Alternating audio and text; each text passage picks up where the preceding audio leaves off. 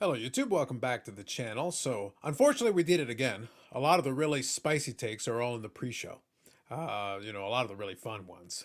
We ended up talking, it's like, the part of the reason why I wanted to make sure we got started is, we've been chatting for the better part of 2 hours. And I was like, we're not even I haven't even hit record yet. But Jason from Cards and Comments back again. Jason, how are you this evening? Very good. How are you? I'm doing well. I'm doing well, and I'm looking forward. I got a little bit of some spicy Jason Cards and Comics takes though. There's some good stuff in there. So I'll tell you Yes, what. well, I'm the most unsponsored channel on YouTube right now. Apparently the most unsponsored. Yes. What I'll say is this: there's a couple of good ones here that we'll have a little fun with, and let's start off with the first one because once we started talking about it a little bit, there was some good stuff. Let me change the background a little bit. We got our the Goldin Touch King of Collectibles background going on a little bit there, just for everybody to enjoy. I already did a little bit of a mini review on it. I did it in an episode where I did an audio version of it. I gave the high level. I'll give quickly the high level again, but then let's talk about some pieces because there are some Yeah, parts that you identified that I think are worthwhile talking about a little bit as well. So, one of the key things for me is I tried to compare it to a lot of the other reality shows. hmm What I said, Pawn Stars is obvious. That's a big one that a lot of folks sure. talk about. But another one I talked about is like Selling Sunset and those ones where they Mhm. try to create those scenarios. A reality TV show. Sorry. And when it comes to that, it compares, but at the same time, I felt like it was a very dull, dumbed down version of it. And that Yeah, isn't to say it was bad, because I tried to be very clear about it. I do not think the show was bad. I just don't think it was particularly exciting. Now, based on the where they're ranking in the top 10, as you mentioned when we were chatting before we got started here, you think they're going to go to season two. Initially, my thought was no, but the fact they've been inside of the top 10 there, and the fact that my parents laid out one of the scenarios, they're on Netflix and they watch it, and they actually started explaining to me this thing. Hey, did you see the show? And they started talking about one of the scenarios about the young guy who was offered $750,000 for a Steph Curry gold right. refractor card. And as soon as he said that, I'm like, it's the Golden thing. You watch the Golden Oh show? yeah, And they're like, yep. And I was like, all right, this show's getting a season two. yeah, yeah. It's definitely. I mean, I think it's going to get a season two just because it's probably pretty cheap to produce as well. Netflix has Yeah, I been think so. very key on keeping the cost low. Yeah. So, but I wanted to make that clear is I'm not bashing the show because I've definitely seen worse, no hmm question. But I've also seen better. Like from the reality TV show genre, I mentioned that I didn't feel like there was any standout characters because in a reality TV show setting, everybody on the show is a character, including Golden, including his daughter, including the people that work there. hmm Everybody is a potential character. Nobody got enough airtime to really stand out as a character on that show, including Golden himself, who was kind of a Right. sanitized, dumbed down version of Ken Golden. Look, Ken Golden talked about having ego. Ken Golden has ego. hmm I've seen pieces of it in my own time. I gave Jason a couple stories on the side. But the point is, like, he has ego. But I'm not, look, the silhouette in the corner is me. I am not morally opposed to ego. I have zero objection to ego. But you can do it with some flair. You can do it with some Yeah. style. There's ways of making, you know what? If it's ego, then play up ego. That's why I said Right. Selling Sunset. A bunch of those real estate agents have massive egos, but it plays into the show. It literally plays into the storylines and how the show runs. Yeah, I think that's the part that I really was disappointed was that it was just sanitized. It was Mm-hmm. like a dumbed down version of everything. And I know Mm-hmm. you talked about it, but there was parts of the show that were like when they're watching the bids. I'm like, that's just dumb. Like that's not even a real thing. Like, oh, what's the next bid going to be? You know what it's going to be. Yep. This One is not increment from how the last one. you know how auctions work. You run an auction house. The other part that was really dumb to me, and we talked about it a little bit, was you know, that they're out there beating the pavement trying to find things to sell. Mm-hmm. When we know that 99% of all of Golden's auction items come to them Yeah. Or or they connections. sent to them. Like, can they pick up a phone and say, hey, do you know anybody who might have something like this? And they Yeah, go, yeah, I know a couple guys. And they make connections. They make phone calls right. from the desk. They're not traveling all over the country trying to find like cold calling people. Like when they went to that last house, like, oh, we just cold call this guy and went to his house and found, 4 million baseball cards. I mean, it's Mhm. just that's not really what's happening. So I After thought that doing was a just little bait and unbelievable. switch, that was the reverse bait and switch of the Beanie Baby thing from the first episode. It Right. was oh, this guy's got garbage. He's got nothing interesting that we want. And it's like, Yeah. hey, you want to come upstairs? Hey, I have all these baseball cards. Yeah, and just want but the thing that I took away right off the bat was that King Golden was trying to say very loudly Mhm. that sports cards aren't interesting enough for me to have a reality TV show, and I got to connect with more people than just the hobby nerds. So I got to have Gucci and Apple watches and other things, real estate, whatever we're gonna have on the show, but try to keep the card content to as minimal as possible because that doesn't appeal to as many people as Gucci bags and the other things they were showing. So it was very odd to me that they called the show the King of Collectibles.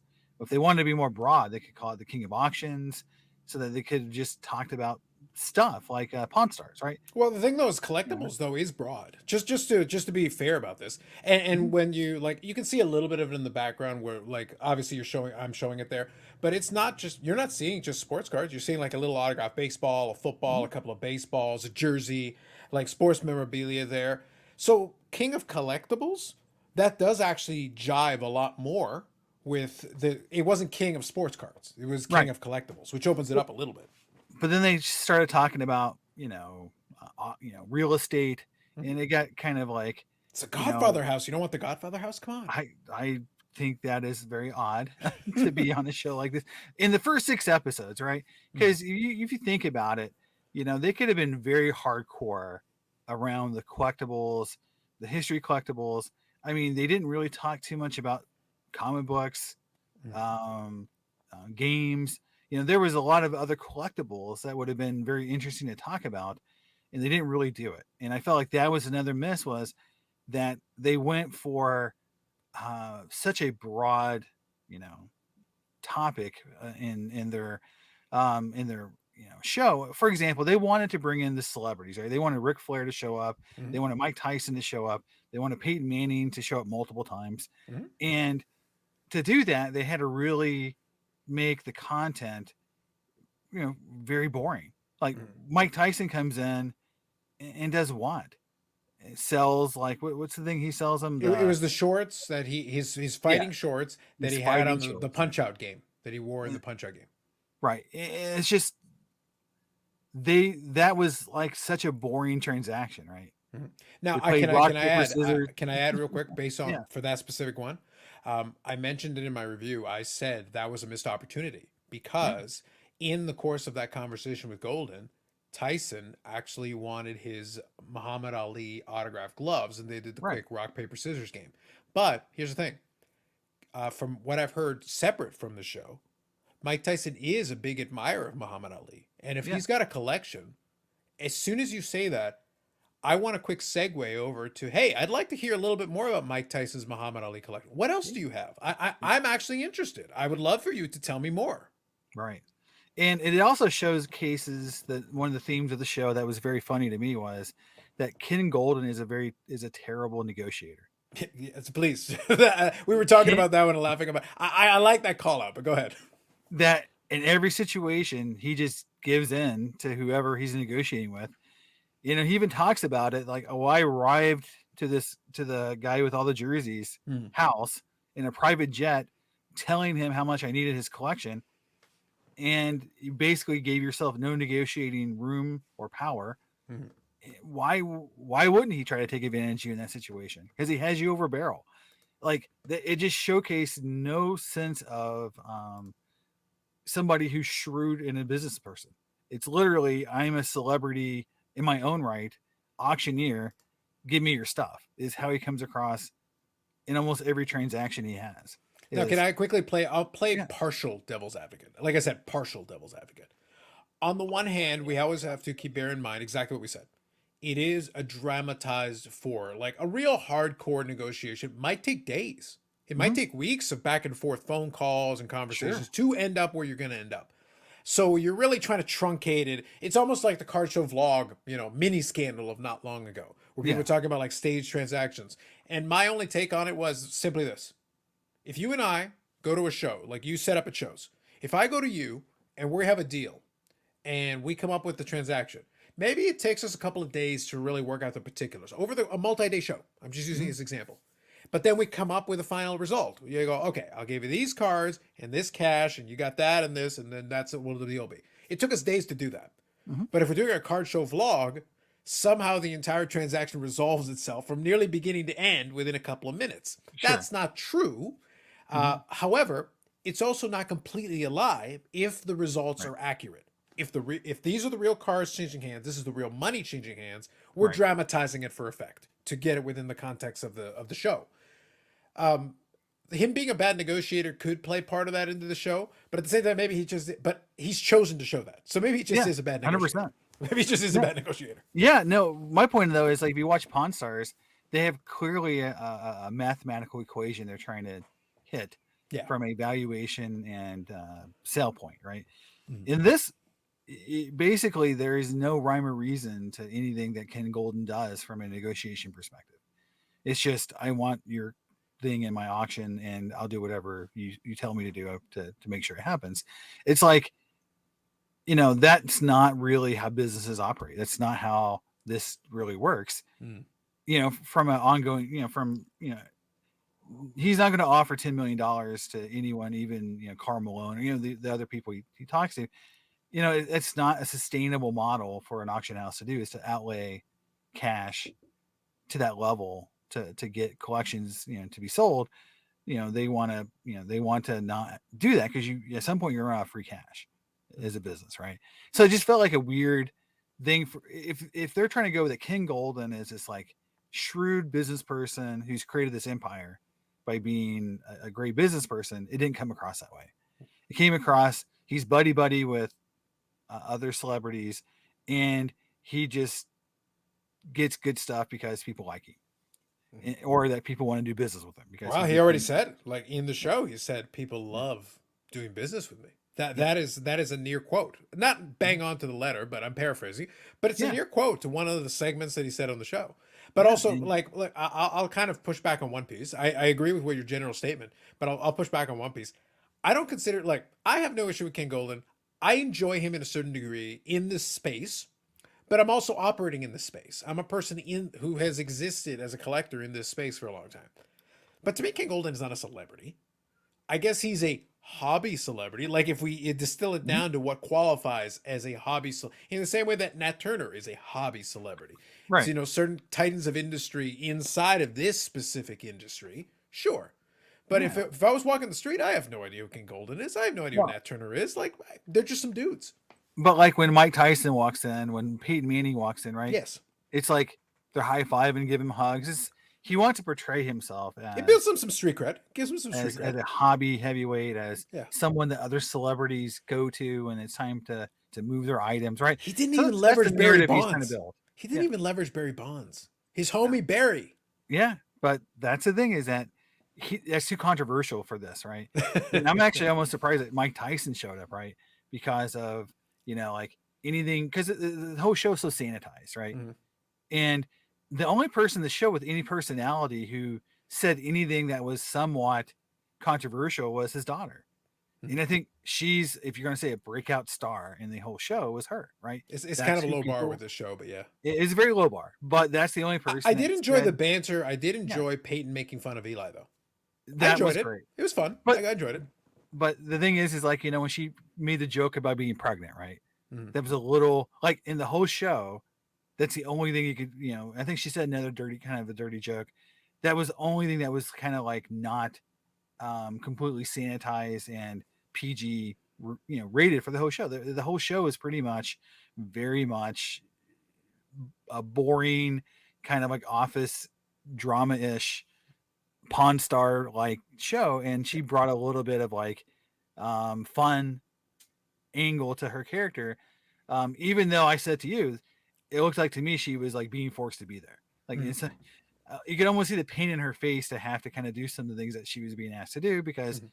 I'm assuming, that they're trying to they're trying to humanize Ken Golden by having his kids on there. Um, she made fun of him and about being divorced. Remember that? That was Mhm. really that was her funny interactions. Like that's a real daughter making fun of her dad. Yeah, yeah. Like that was a true like interaction. That was the only there's like only a few of those things in the whole show that were like that, where you had some sort of real moment between him and his kids. Yeah, and I think it helped, like to that degree. I think that was fair from that perspective. I think the other thing we mentioned that one as well is that they had a couple of moments where I think they tried to delve almost into a Pawn Stars kind of have a little bit of hijinks, but what qualified for that was, art. We invited a barber to give a guy a haircut. Right.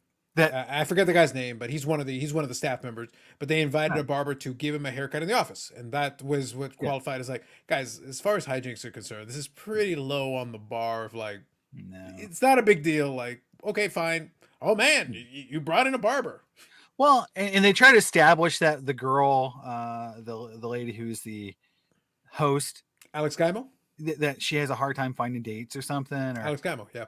yeah. And I'm like, for one thing, no one's going to believe that. I mean, it's like saying like, oh, I'm a little bit older now, so I have a hard time dating. It's like they try to establish some of those like, oh, she's got Beanie Babies and she's single. It's like they try to establish a few character traits for these folks, and they never go back to it. They never Well, fall off the that game. so the latter portion is, I think, is the bigger point. Is that if you want to go that angle, you can, Yeah, but nobody gets enough airtime yeah, specifically dedicated to it to develop that any further. Everybody gets about. I think somebody made a good comment in the piece where I did, and they said this feels like an extended pilot.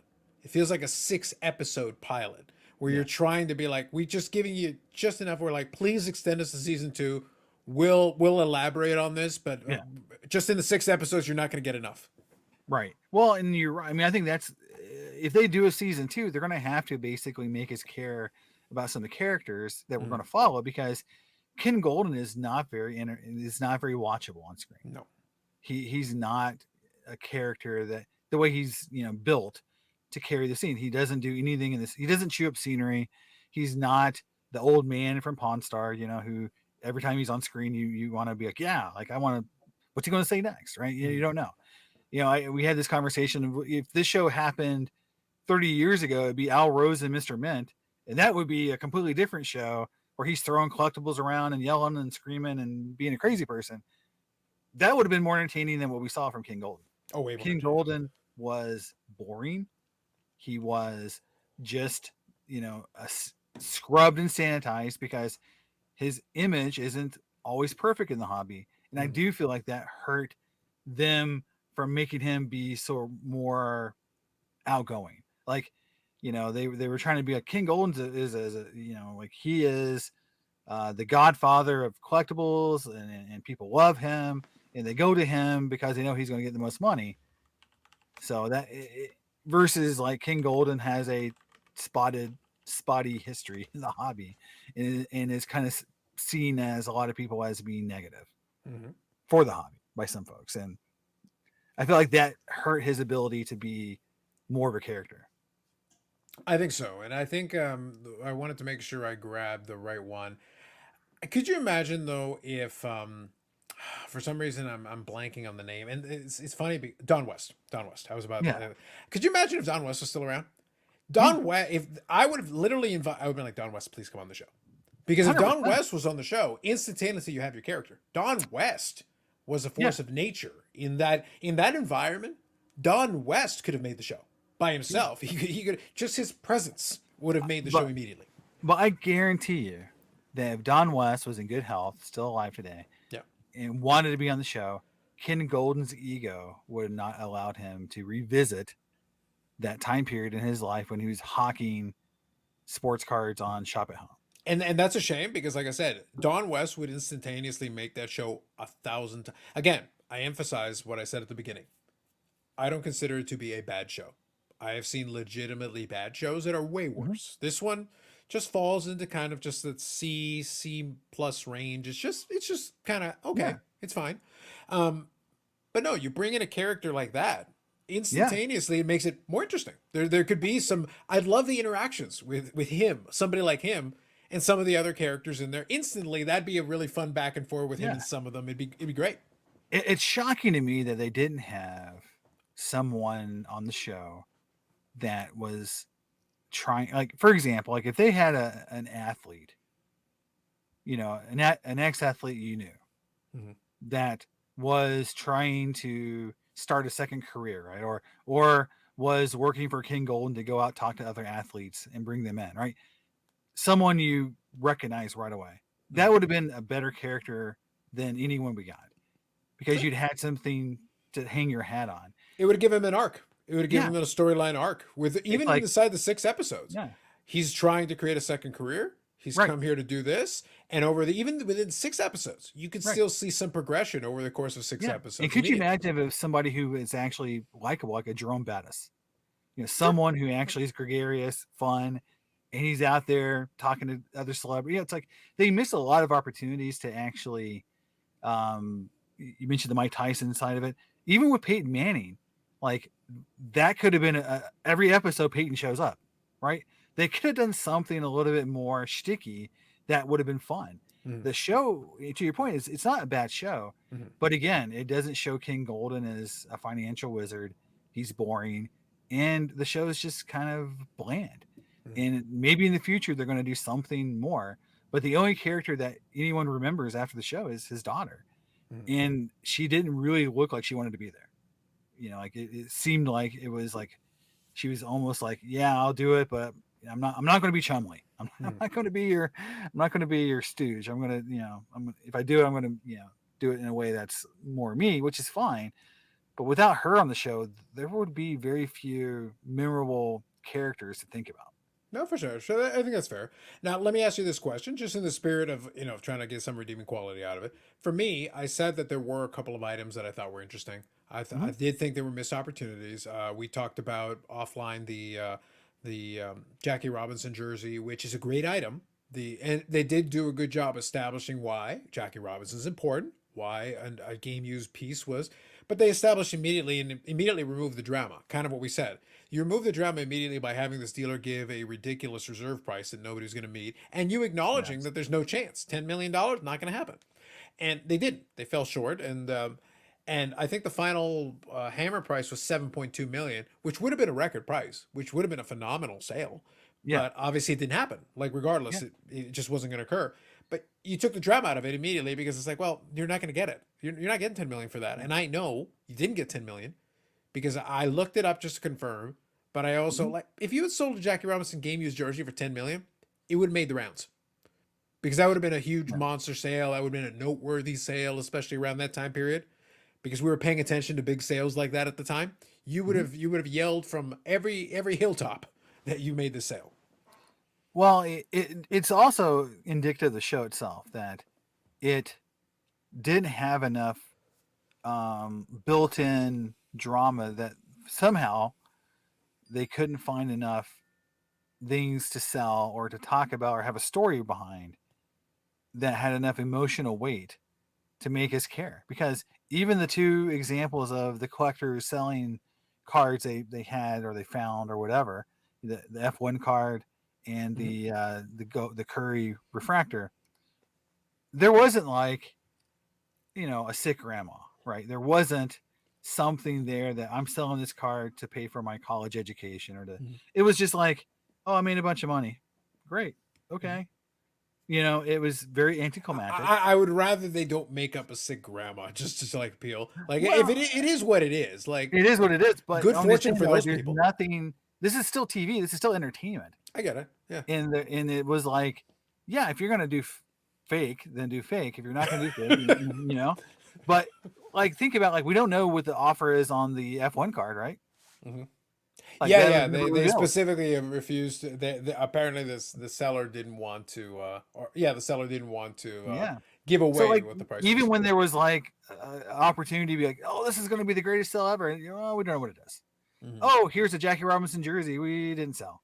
Mm-hmm. Like some of their big stuff in the show had no payoff. And if you're going to have a show like this, they're selling tons of stuff all the time. Why, and there had to be some stories with some of the stuff, some collectors that were selling it because they needed to pay for a surgery. You know what I'm saying? Like they could have found some more emotional connection. Mm-hmm. It seemed like they didn't try very hard to make the show compelling by digging into the people that were selling and consigning, and they spent more time talking to celebrities and showing King Gold on the jet, flying around. It's like they made obvious choices to say, look, we're not going to dig deep into somebody's collection to find out that there's some emotional thing that they're selling this for. Mm-hmm. We're going to just stick to a very cookie cutter, and focus more on our people. It was like I want to talk more about me and my people than the people selling the cards. And when we talk about the people bringing the cards in to sell, it's not going to be very compelling because if those people that like the thing with the mom, like on the phone, she's like, "Oh, hi Ken, oh that's great, yay!" It's like okay, she didn't like like there was no like tears. It was like okay, Sounds good. it was very anticlimactic. It was like there was very little payoff. And again, this is supposed to be entertainment. So when you say that the show's like a C or B rated, overall, it's because of that. I gave it, yeah, I It gave did it like not a C. really pay off for most of the drama. Mhm. And even when they were talking about the house, that whole house thing was just bizarre. Again, don't you You know, want that Godfather house? You can have the house from the Godfather. to have weddings in. Like we're talking about the King Collectibles, and they're talking about setting up a wedding chapel. But to be fair, if they had What are paid you it doing? off, if they had paid it off within the 6 episodes, I would have been intrigued. I would love to have seen them try to I would love to have seen them hire a guy and try to remodel the inside. See, you do that on episode 1, and through Yeah, the course of 6 episodes, show me your progress in doing that, right. in being a real estate developer and trying to make this into a thing. By episode 6, I'm interested. But it also showcases the fact that just buying and selling collectibles isn't very compelling. I got to turn my show into a renovation episode. But the problem is they And didn't. The problem, Jason, is they didn't. They teased me with they like, no, hinted. no, no, homes on homes. Let's go. Get me the guys in here. Get me a contractor, and let. I'd like to see your proposal. I'd like to see your sketches. Show me Right. something. Well, I mean, they obviously could have done it with his daughter, right? And said, "Here's your project. Fantastic. You're going to renovate this house," I love it. but they didn't do any of that. They didn't. None of it. That's a Jason. That's my problem. This is what keeps it a C. You didn't. You teased me with what could have been very entertaining. There Right. could have been some legitimately entertaining moments. I love home renovation shows. I'd Yeah. be into it. If you go for it, I'm interested. Show me Well, this. but I think it does show two things. One is that they didn't research much into the people selling their stuff. That takes time and effort and money. And to do a renovation show was probably outside their budget for what they were trying to do. So it does show that this show itself probably had a very small budget. That they did not have the budget to do a lot of stuff. And if they had to pay Tyson, if they had to pay, Peyton to be there, Peyton's a part owner of the company. I think he would do it for free. But No, anyway, Omaha Productions. Yeah, it's his production company. So yeah, so like I rightfully so. doubt they had to pay him. But it does show that like they did not probably have a big budget because you're right. Like most people would say, buy the house in episode 1. By episode 6, it's open. You got Yeah. whatever happening. Let's see the there, results. Let's see the results. Yeah, that makes a lot of sense. But it does show that they didn't have either the ability to do that, or whoever was the executive producer who was setting this all up didn't have vision. And that's another thing is that the show itself it's a very limited scale. It's like it takes something that if you think about it in the hobby itself, Goldin auctions, Mhm. theoretically, right, is the biggest auction house in the hobby. So they somehow made that to be very small. Like it looked like it looked like a warehouse. It looked like a boring office. Like nothing about the auction side of it was exciting. It was nondescript. It was very nondescript. It was nondescript, and there was nothing that was going on the auction side that was compelling or even fun to watch. So it's like they took something that we're saying Golden Auctions is huge, and they made it almost seem like small Mhm. and boring. And I think that's something that they could have done so much better as well. They could have made the auction side of it more, of the story. If they're not going to focus on the collectors, their stories, why are they selling? Is there a backstory to this collector? Because Mhm. the heart, they could have found at least one collector that was selling something because they had to pay for a surgery, a house, their grandma. That there's one person out there, right, that has that story. That's true. Sure. Not a made up story, true story. And Okay. they didn't do that either. So it's just like, I don't know in season 2 if they're going to go, if they do get a season 2, are they actually going to tell stories?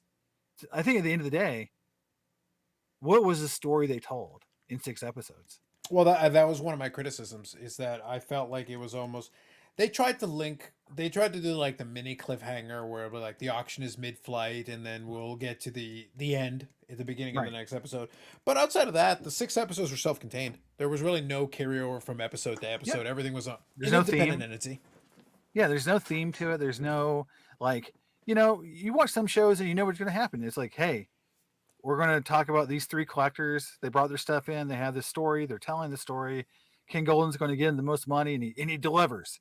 Mm-hmm. He gives them more money than they originally thought, and now they're going to go out and be able to buy a car or whatever it is, right? Mm-hmm. Like that's not happening.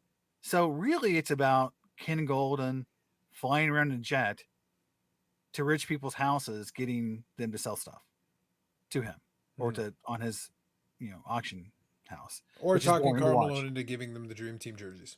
Right, and then that part turns into a very boring section of the show where it's just a mechanical, like, here's the auction, here's a graphic showing the auction. It's like they made that part so boring. Like, I can't imagine in season 2 they keep going in that direction. But it'll be crazy to see the National this year if Golden is going to have a season 2. I think the National will be a big tell. If he's got camera crews there, if he's filming stuff, I think that was a good tell that maybe it's a season 2 is coming. If Golden has a very small presence, then I think that is a good indicator that maybe his show doesn't get a season 2. But Okay. it had to be super cheap to make. Okay, let me pose you this question. We'll kind of round it out on this one because, like I said, I already did a review on it. I did reiterate a couple of points I made, and I wanted to get your take on it as well because I thought it'd be kind of fun to kind of hash that out a little bit. But let me ask you this question. Okay, so let's say they do get a season 2. They get a season 2, and let's say they figure out and they are able to get a little bigger budget and refine it. Are you watching season 2? Are you interested? Well, I think I'm all as somebody in this space. I mean, my God, I watch a ton of terrible content as it is, Mm-hmm. including my own. So I mean, it's something like this I'm going to watch just Mm-hmm. because it has enough things in it that I care about, including the fact that I'm not a big King Golden fan, so I want to see what he does next, just to see does he actually do something compelling. Mm-hmm. But the thing is that will this show be the beginning of something new for the hobby? Does it mean that we're going to have better shows to follow, Mm-hmm. better collectible shows, better content coming out of this show, or will it become just a footnote in the history that we make fun of in 5 years? So I think that is the part I'm more interested in, is in 5 years from now, are we making fun of the show? Like, I can't believe that got made. I can't believe it was so boring. And In that they fairness, didn't. I'm making fun of it now. Yeah, Does that count? true. But I think in 5 years, if something hasn't come out of this where you've got an even better show, because we throw out 10 ideas tonight Yeah. for how to make the show better. Yeah. Maybe not this show, but a different show. And for the record, I still want to Yeah. hear more about this Mike Tyson Muhammad Ali collection. It doesn't have to be Ken. It could be somebody else. I'm curious. Right. I would like to know more. I am intrigued. Well, and then he talked about sending people out to go find collections to buy. That's a compelling show. It's someone actually doing that for real, because this was all fake and made up. But someone like the Chasing Cardboard guys, their show is pretty compelling. Yeah. And I so think like, I made the call out when I did the recap.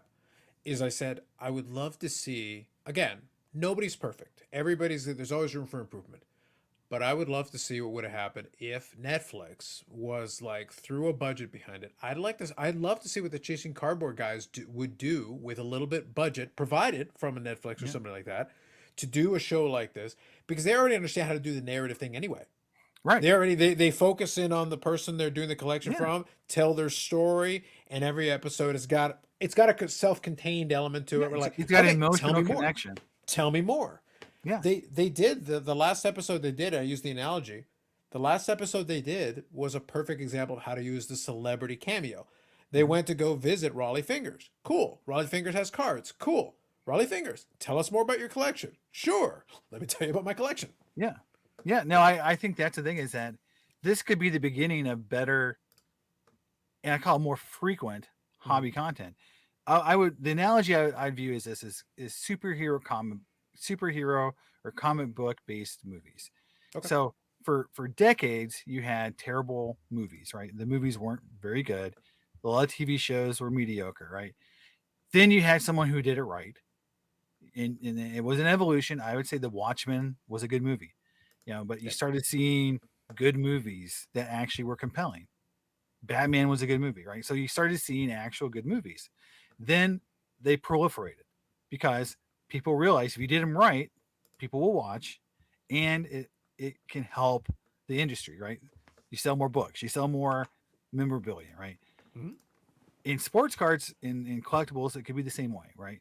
You can make this compelling. You can make a good show. You can make content that people want to watch, and that's going to make the entire industry better. Mhm. But it's going to take someone with good ideas and production values and understanding how to make a good show. And I don't think this was it. I think Okay. this was a mediocre attempt at being a good show.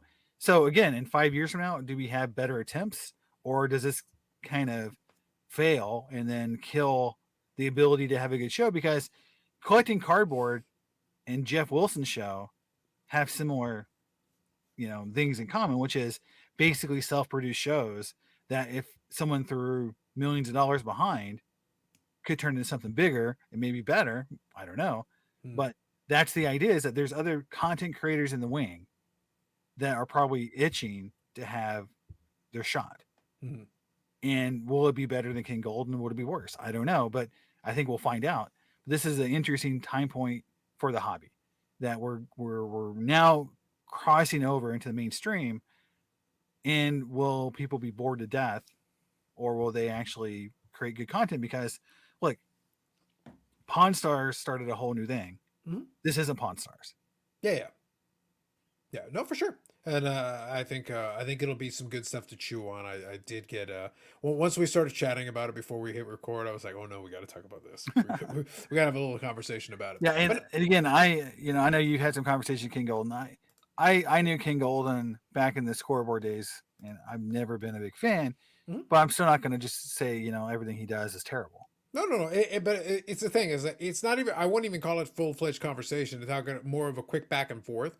Or Yeah, because I did do a video follow up on some feedback he gave on one of the videos, but that's why I was kind of having some fun when my parents made yeah, reference to this, and I joke with them. I said, I've chatted with Ken Golden briefly, and they're like, yeah, really? It's like, yeah, yeah, so of course. But this space is small. The reason why yes, the reason why I poke fun at it is that this space is small, mhm, and Ken Golden is aware of what people say about him, and he is interested in it. And a lot of this discussion I thought was fun because I'd rather have an honest discussion about it. I'm not interested in just sucking up to the people that produce this just to make everybody feel better. But I right, also said it's not a bad show. I've definitely seen worse. hmm, Um, but it doesn't come above the fray for me. Like if I compare it to yeah, standard reality-ish TV shows of similar concept, it does not. I saw nothing other than the genre than the topic they were doing of collectibles. hmm, Outside of that, there was nothing that made this special, and 100%. that was the key point that I was trying to get across. Yeah. Well, and the thing about it too is, I mean, if you're really into the collectible world, I mean, there was been a documentary about Pez recently. There's been a Mhm. documentary about Beanie Babies recently. There They wa- were and I all thought more. the Beanie Baby one I thought was pretty well done. It I was, thought it and was pretty it's well done. more compelling than this, right? Yeah. So, I mean, I'm just saying, like, there's been other documentaries about the collectibles that we make fun of, Pez, Mhm. Beanie Babies, but those documentaries were very compelling. So it's just that's what And I'm there's saying. also Like, behind the card, which yeah, I might have made fun of a little behind the bit, card was a little bit, terrible. a little bit. So, but that's the thing, is that we're getting some terrible content Mhm. mixed in with some okay content. Yeah. And I think that's the thing, is like, can, and again, I know people are going to be very negative, like, but can a Jeff Wilson do it better? I don't know. You I know, think that look, if nothing else, it would get a reaction. It would definitely get a reaction. And if the April yeah, Fool's jokes videos that they make on Sports Card Investor are any indication, I would have more confidence in Jeff Wilson to be able to make something that is at least scripted better. yes, If nothing else, that's as far as I'm willing to go. I know people get mad, but I do believe that he could script something that would come off better than this yeah. attempt. Well, and I say this too, and in all honesty, is that Ken Golden is not interested in real feedback. He doesn't want to be interviewed and asked hard questions. He doesn't want to be reminded of giving Kobe Bryant a check missing a zero. He doesn't want to be reminded of ripping people off back in the day. None of that, so he's off limits to that kind of criticism. Jeff Wilson, at least, in my opinion, will at least be more willing to be self-reflective, self-deprecating, and address issues when he makes a mistake. So to me, between the two characters, like if you view them as two characters, I was gonna say now you're. I think the latter point here makes it a little more. If you're comparing these two, then yes, I can kind of see where you're going with this. that's what I'm saying. If you view them as characters, like take away, Mhm. okay, they're going to be on TV, they're going to be, showing up as a character. Sure. I would probably be more interested in Jeff Wilson as a character than I would be as Ken Goldin, All right. because I think Jeff Wilson will try to be self-deprecating. He can be more funny. King Goldin at no time is funny. At least not intentionally. No, it's Not only intentionally. when he's being made fun of, right? So the only time the show is funny is when Mike Tyson or Peyton Manning or his daughter is making fun of him. Like, it's not coming from King Goldin. At least Jeff Wilson can do humor, to a certain bit. So I'm just saying, like, Right. yeah, it's a low bar for what we're talking about. Very important. We make that super clear. It's a low bar. It's like you're funny for an athlete. Like we Yeah. have to be like, let's adjust accordingly. I'm not Yeah. comparing you to a professional comedian. Right. Well, but we all know this. We've seen Peyton Manning on Saturday Night Live, and he Yes. killed it. Right. Yeah, but he's killed legit. it. He can be a legitimately funny dude. 100%. So I'm just saying that there's people out there who can be an athlete and funny. Mhm. There's other ones who can't, right? Mhm. Charles Barkley is a very much a character, right?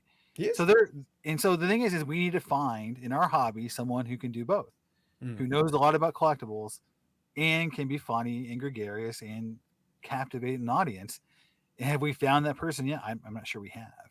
Right. I'm just saying, like, Jeff Wilson fits that mold more than King Goldin does. Controversial takes, man. Hot takes, man. All right.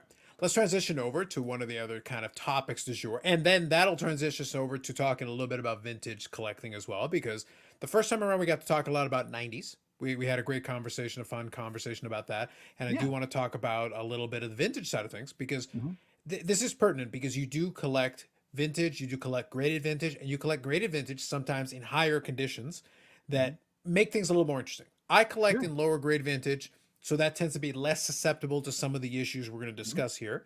But that doesn't mean it's completely immune from it. But the probability is lower on a lot of these lower conditions, because the profit incentive is not there to the same degree. Oh, come on. You're using the Dustin take, the sports card dad take on the vintage, lower grades, less risk, which I agree to some extent. Mathematically, it is less risk. Yes. Yes. But yeah, I think, I understand the take. I also want to say too is that, I think high end modern sports cards also have a high risk as well. Well, on that part we agree. But my only point is, modern or vintage, it's the profit potential that that controls the risk. Oh, 100%. Yeah, so it's not even vintage modern. That's less relevant than how much money can you make on it. Lower grade vintage, or low grade modern if you want, but regardless, lower grade, the amount that you'll gain from bumping it up one or two condition points is just not. It might not be worth your time. Doesn't mean you would never do it, but it's less worth your effort. Yeah. But if you're talking about getting something at like a mid-grade-ish and getting it into that upper tier, there could be some big multiples. Sure. And suddenly there's more money in it for you. So right now, we'll give some context, because we were chatting beforehand and we had a little bit of back and forth. And I did the video earlier this week in my channel where I went and I literally pulled a clip from myself in 2019. I got to recycle my own content, which was fun. So, but because I agreed with my own take from 2019, and we'll talk about the Slabgate period and how this is relevant to the current version. So Evan Mathis comes in. He was one of those guys who was named, especially in 2019, but before that. But 2019 was a big time. And the reason we're referring to that year so much is because Blowout, Boda, a lot of it was going on there. There was a lot of information that came to light of a lot of folks that were trimming, of a lot of folks that were doing alterations, and a lot of examples were found and cited and confirmed, and images were shown. So a lot of good info was made.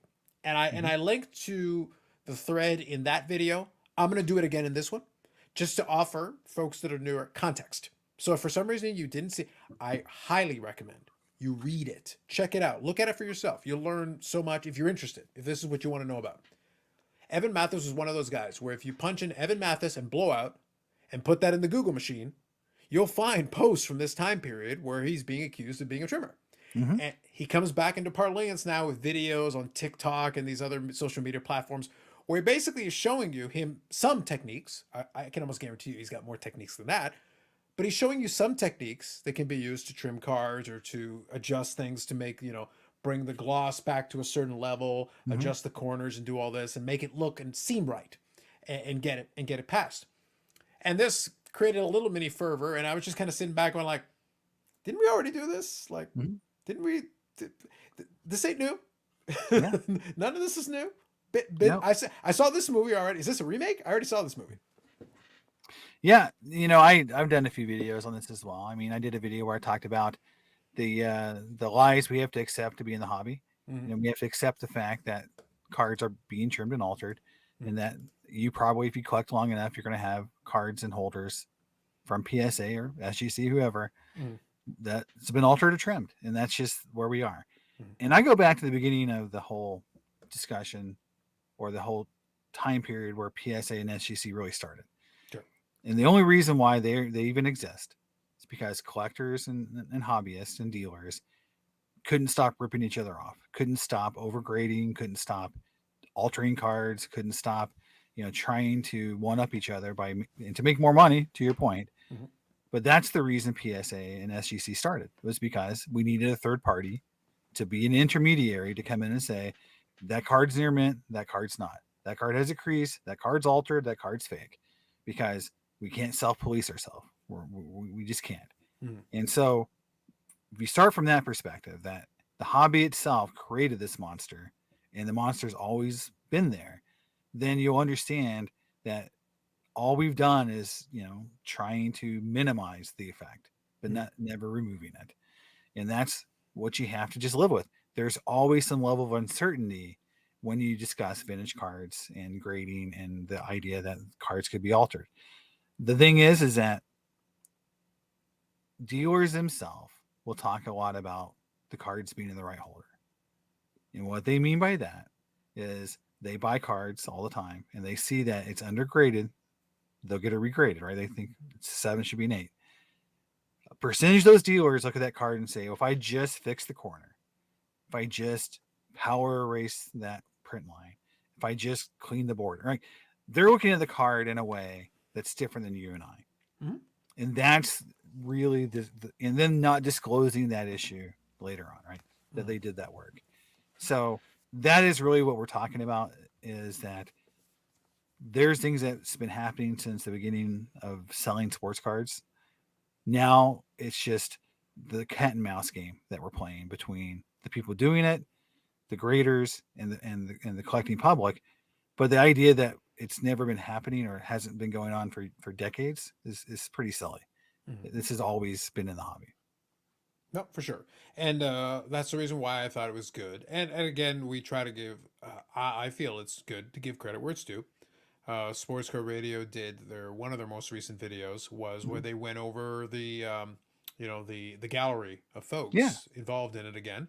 And the thing is, to their credit again as well, on their website they've had a little table where a lot of the same names, they're regurgitating their own content. Yeah. That video wasn't them adding new stuff. It was like, oh, by the way, here's Gary Moser. Oh, by the way, here's Will Jamay. Oh, by the way, here's this guy. Oh, by the Right. way, here's what's the name of the guy? SGC.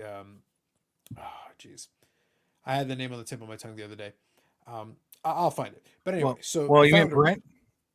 No, the founder of SGC. Oh, okay, yeah, I know. Yeah, I thought I'll you get were the bringing name. up the whole PWCC issue. With No, but I'm bringing. The point is that all these players were also in the discussion in 2019. That's the overall arching point that I'm making. Yeah. The key piece to this, and it isn't me going like condemning it, it's like, but at the same time, it's like, but these were the same guys we were talking about in 2019. And in 2019, there was so much discussion, blowout forums and other places, that it got to the mainstream media Forbes did discussions on Yeah. it. I linked to Forbes articles where they talked about card Darren doctoring. Rovell, right? Darren Rovell had a Absolutely. whole. There was so much stuff. And the reason I was able to pull a video from 2019, grab it verbatim, and just replay it for everybody was because it's like, well, my thoughts from 2019 are my thoughts today, and it'll be my thoughts in 2026 when we discuss this again. Yeah. And give or take, I might be a year or two off, maybe 27, but somewhere in that range. When we have this discussion again, I am prepared to pull that video from 2023 and play it for you again. Well, we all know this in the hobby is that no one ever truly goes away. No. The scammers just change their, eBay IDs, or they go more underground. It was Dave Foreman. I forgot. It was Dave Foreman. Dave Foreman. That's the guy. Yeah. But again, these issues don't truly ever go away because there's too much money to be made. Mm-hmm. And if you have value, someone's going to seek you out mm-hmm. and ask you to do things to provide them value. That is I talk about the cat and mouse game. That is what's going on. I mentioned that there's a very infamous trimmer that's on PSA boards for a lot of years who basically showcased his grades. And you could see in his grades, his submissions, that he would get 60 to 70% of his cards rejected for being trimmed. But the other cards were being holdered. And that when the collectors themselves, complained to PSA, that's when PSA put that rule in place that exists today, where if you have so many cards in your order come back altered or trimmed, the entire order is rejected, right? Mm-hmm. They don't grade anything. Mm-hmm. But that again goes back 15 years. That was something that happened in 2002, 2003. Mm-hmm. That's not, and it's still happening, has repercussions today. Mm-hmm. What I'm trying to say is that these things have always existed, and PSA has tried to fight them by evolving themselves, right? By looking at how often you submit, how often your cards are trimmed. Should they kick you? They have kicked people out from being able to send cards in, but we all know it's very easy to have someone else send your cards in. So it's like that doesn't really solve anything, right? Mm-hmm. But this evolution that PSA has to try to fix this issue is something that we've all in the hobby, we've observed. We've noted when it's worked. We've noted when it hasn't worked. We've noted when, the trimmers seem to be more successful at certain times of the years than others. Mm-hmm. And that's where knowing who you're buying from, your dealers, the cards themselves, the condition of the cards, what to look for, in a card that's been maybe altered or trimmed. It's a lot of self-education. And your point about going out to the Blowout Forum and really figuring out who these people are, you kind of have to do due diligence now. It's not, mm-hmm. and that's always been the case. Mm-hmm. If you didn't do due diligence in this hobby, the chances of being ripped off are very high. Yeah. Even with doing due diligence, your chances of being ripped off are pretty high. Yeah. But there's a lot of moments to it. But let me ask you a question. Kind of playing into this conversation we're having. One of the key pieces, part of the reason that a lot of this doesn't go away, that's why I want to kind of put this mm-hmm. on the table so that people can chew on it a little bit as well, is that the hobby consistently will, if enough time goes by and someone is useful for this reason or that reason, to your point from earlier, we kind of let them hang around. Mm-hmm. Or sometimes even more directly, like my most infamous, I wanted to make sure I pulled it up. Give him a Netflix show. We give him a Netflix show. Or another, same vein, one of the more infamous ones. And I found the Instagram live, so I'll actually include that in the description for you guys. I'll include it for you. Our good buddy Probstein, who is infamous, but one of the things he did, and it was a little over a year ago, is 84 weeks ago. I got it on the other screen here. So like I said, I'll include a link for it for you. About 84 weeks ago, he went in and he did an interview with Bill Mastro. Okay. Who went to jail for issues related to his auctions and shill bidding and all kinds of stuff, right? Mm-hmm. And at the time, and this is again over a year ago, but not like 5 years ago. This is like a year and change ago. Like mm-hmm. This is a year and a half ago. Sure. He went on there and they had a discussion, and he basically flat out said he's not in the business, but he's still consigning cards through Probstein. And at the time, Probstein literally interviewed him. They discussed a whole bunch of things, including that. kind of glossed over a little bit. We just kind of Mhm. rolled past it. And I'm reading some of the comments here in this thing. And it says, wow, this is great. I love hearing about the early days of the hobby and also like hearing about what collects now. It's one of the great things about IG. 1956 Topps guy. Yeah. Okay, then. But that's at the time. That's how it was. Yeah. And it was okay. And this was a discussion. This was a video. This was you showing the thing. It's like, look, man, at the end of the day, you do you. But I just want to point this out. Hmm. You can have somebody who went to jail for issues related to their auction, shill bidding, all this stuff, acknowledges that he's still doing that he's not in the business, but he's still got items that he's consigning and doing all these things with, and somebody else who's in the space who's a big eBay seller who wasn't pulled off the platform. PWCC was pulled off the platform for shill bidding. Hmm. Here's another guy who's been accused of a lot of things with a guy who went to jail for shill bidding. Sure. Yeah. And it's cool. It's cool. We're good. It's Well, fine. I tell you what, the hobby sometimes, to your point, doesn't make a lot of sense. I mean, Mhm. I bring up when it was a game issue a lot because I got ripped off in that whole debacle. Mhm. And the same people who did that sell on eBay under the idea of San Diego Collectibles.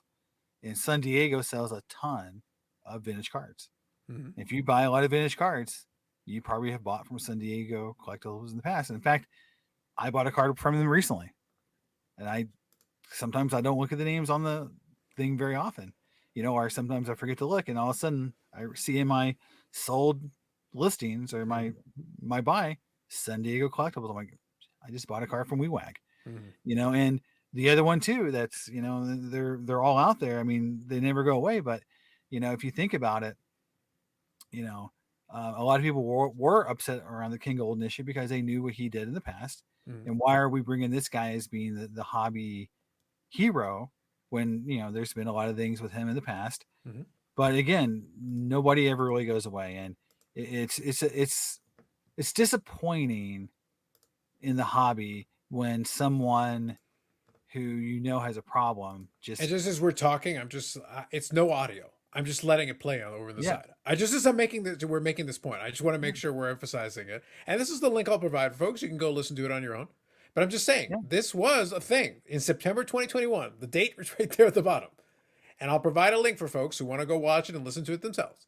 It is a fascinating conversation, but I'm just pointing yeah out that well in no other industry would this be a thing that we would be well doing. sure. And I give you another example, and people can do their own research on this one or not, but there's a major auction house who was founded by someone who was convicted of ripping off um, retirement fund retirement funds from firefighters, police officers, teachers, and Mhm. churches. Right. Okay, and he has one of the most successful auction houses in the hobby right now. He went to jail Hmm. for phone fraud.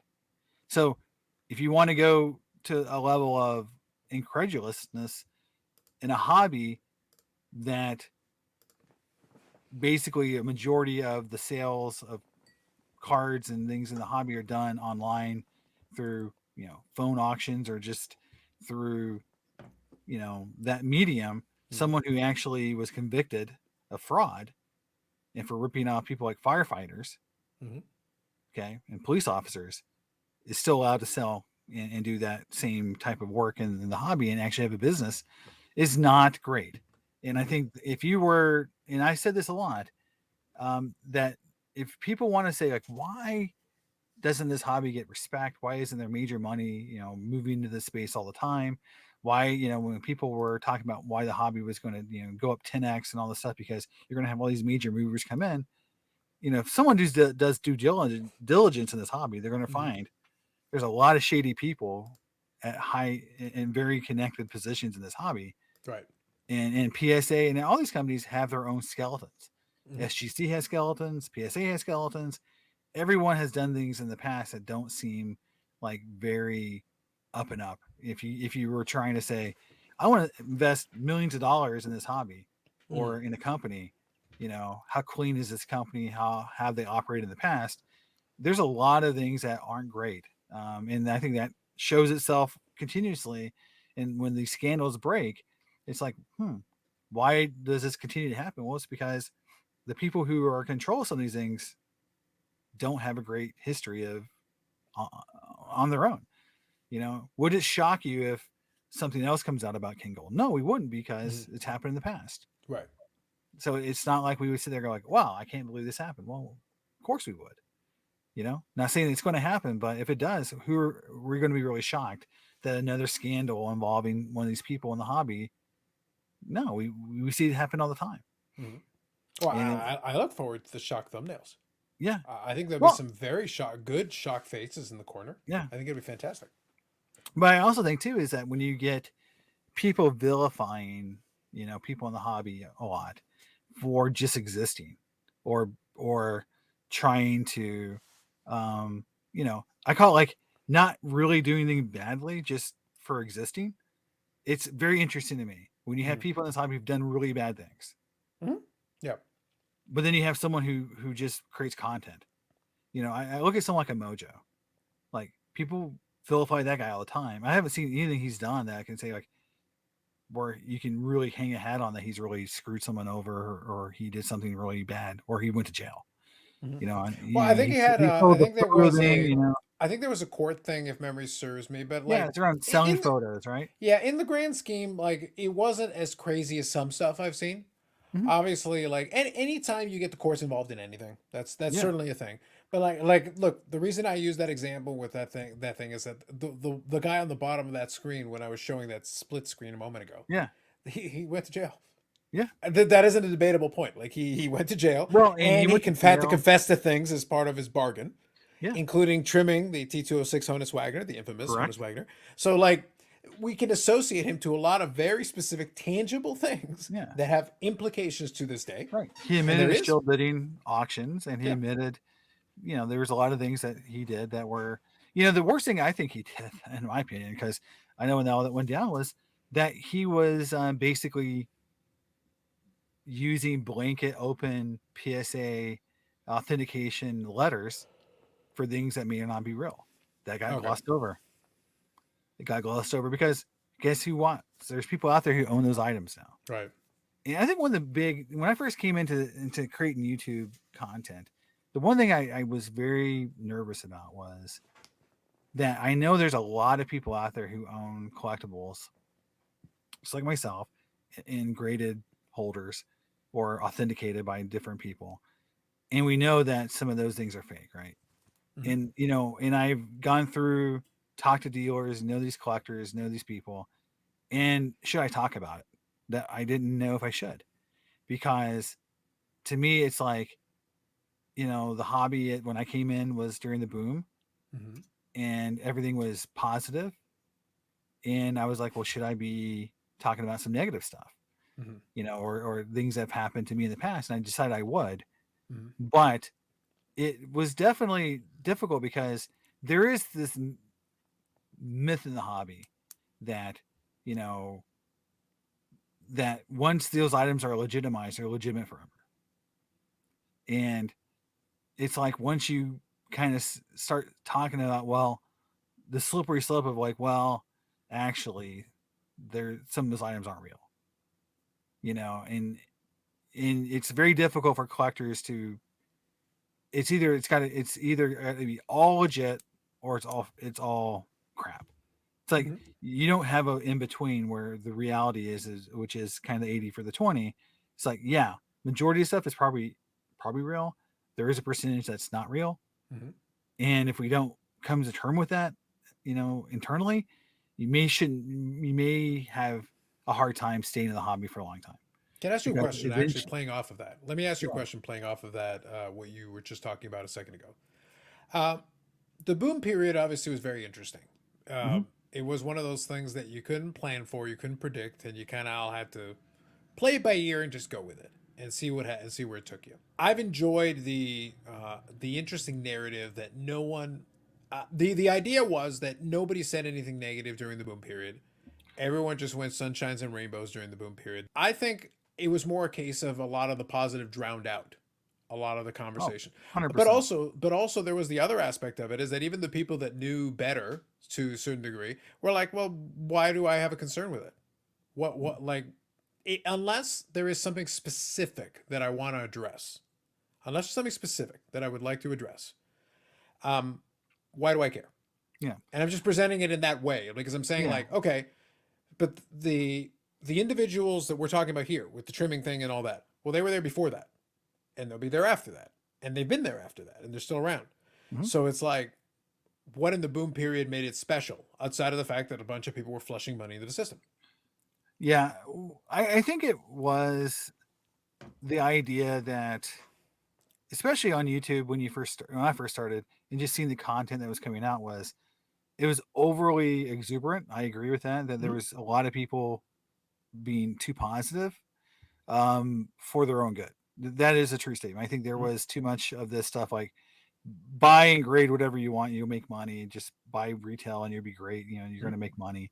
And we knew that was all. Anyone who's in the hobby long enough knows that was a very short period of time when that was true, Mhm. and it was going to eventually be not true. Yeah. The hobby corrects itself pretty quickly.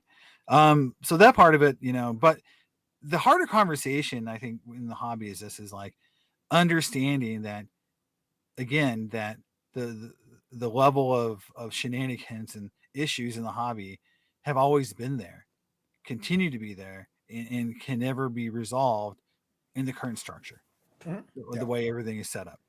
And so trying to discuss that in a way that either doesn't sound like you're being overly negative when everyone wants it to be overly positive at that time. Mhm. And then when we're on the downside now, where things are returning back to normal or even dipping, Mhm. everyone wants to say, well, everything is crap and everything sucks and everything's trimmed. And it's like we're on the other side of it where everything's overly negative. And I'm like, well, actually, it's not that bad. Guys, it's not any different than it was 3 years ago when Mhm. everything was super positive.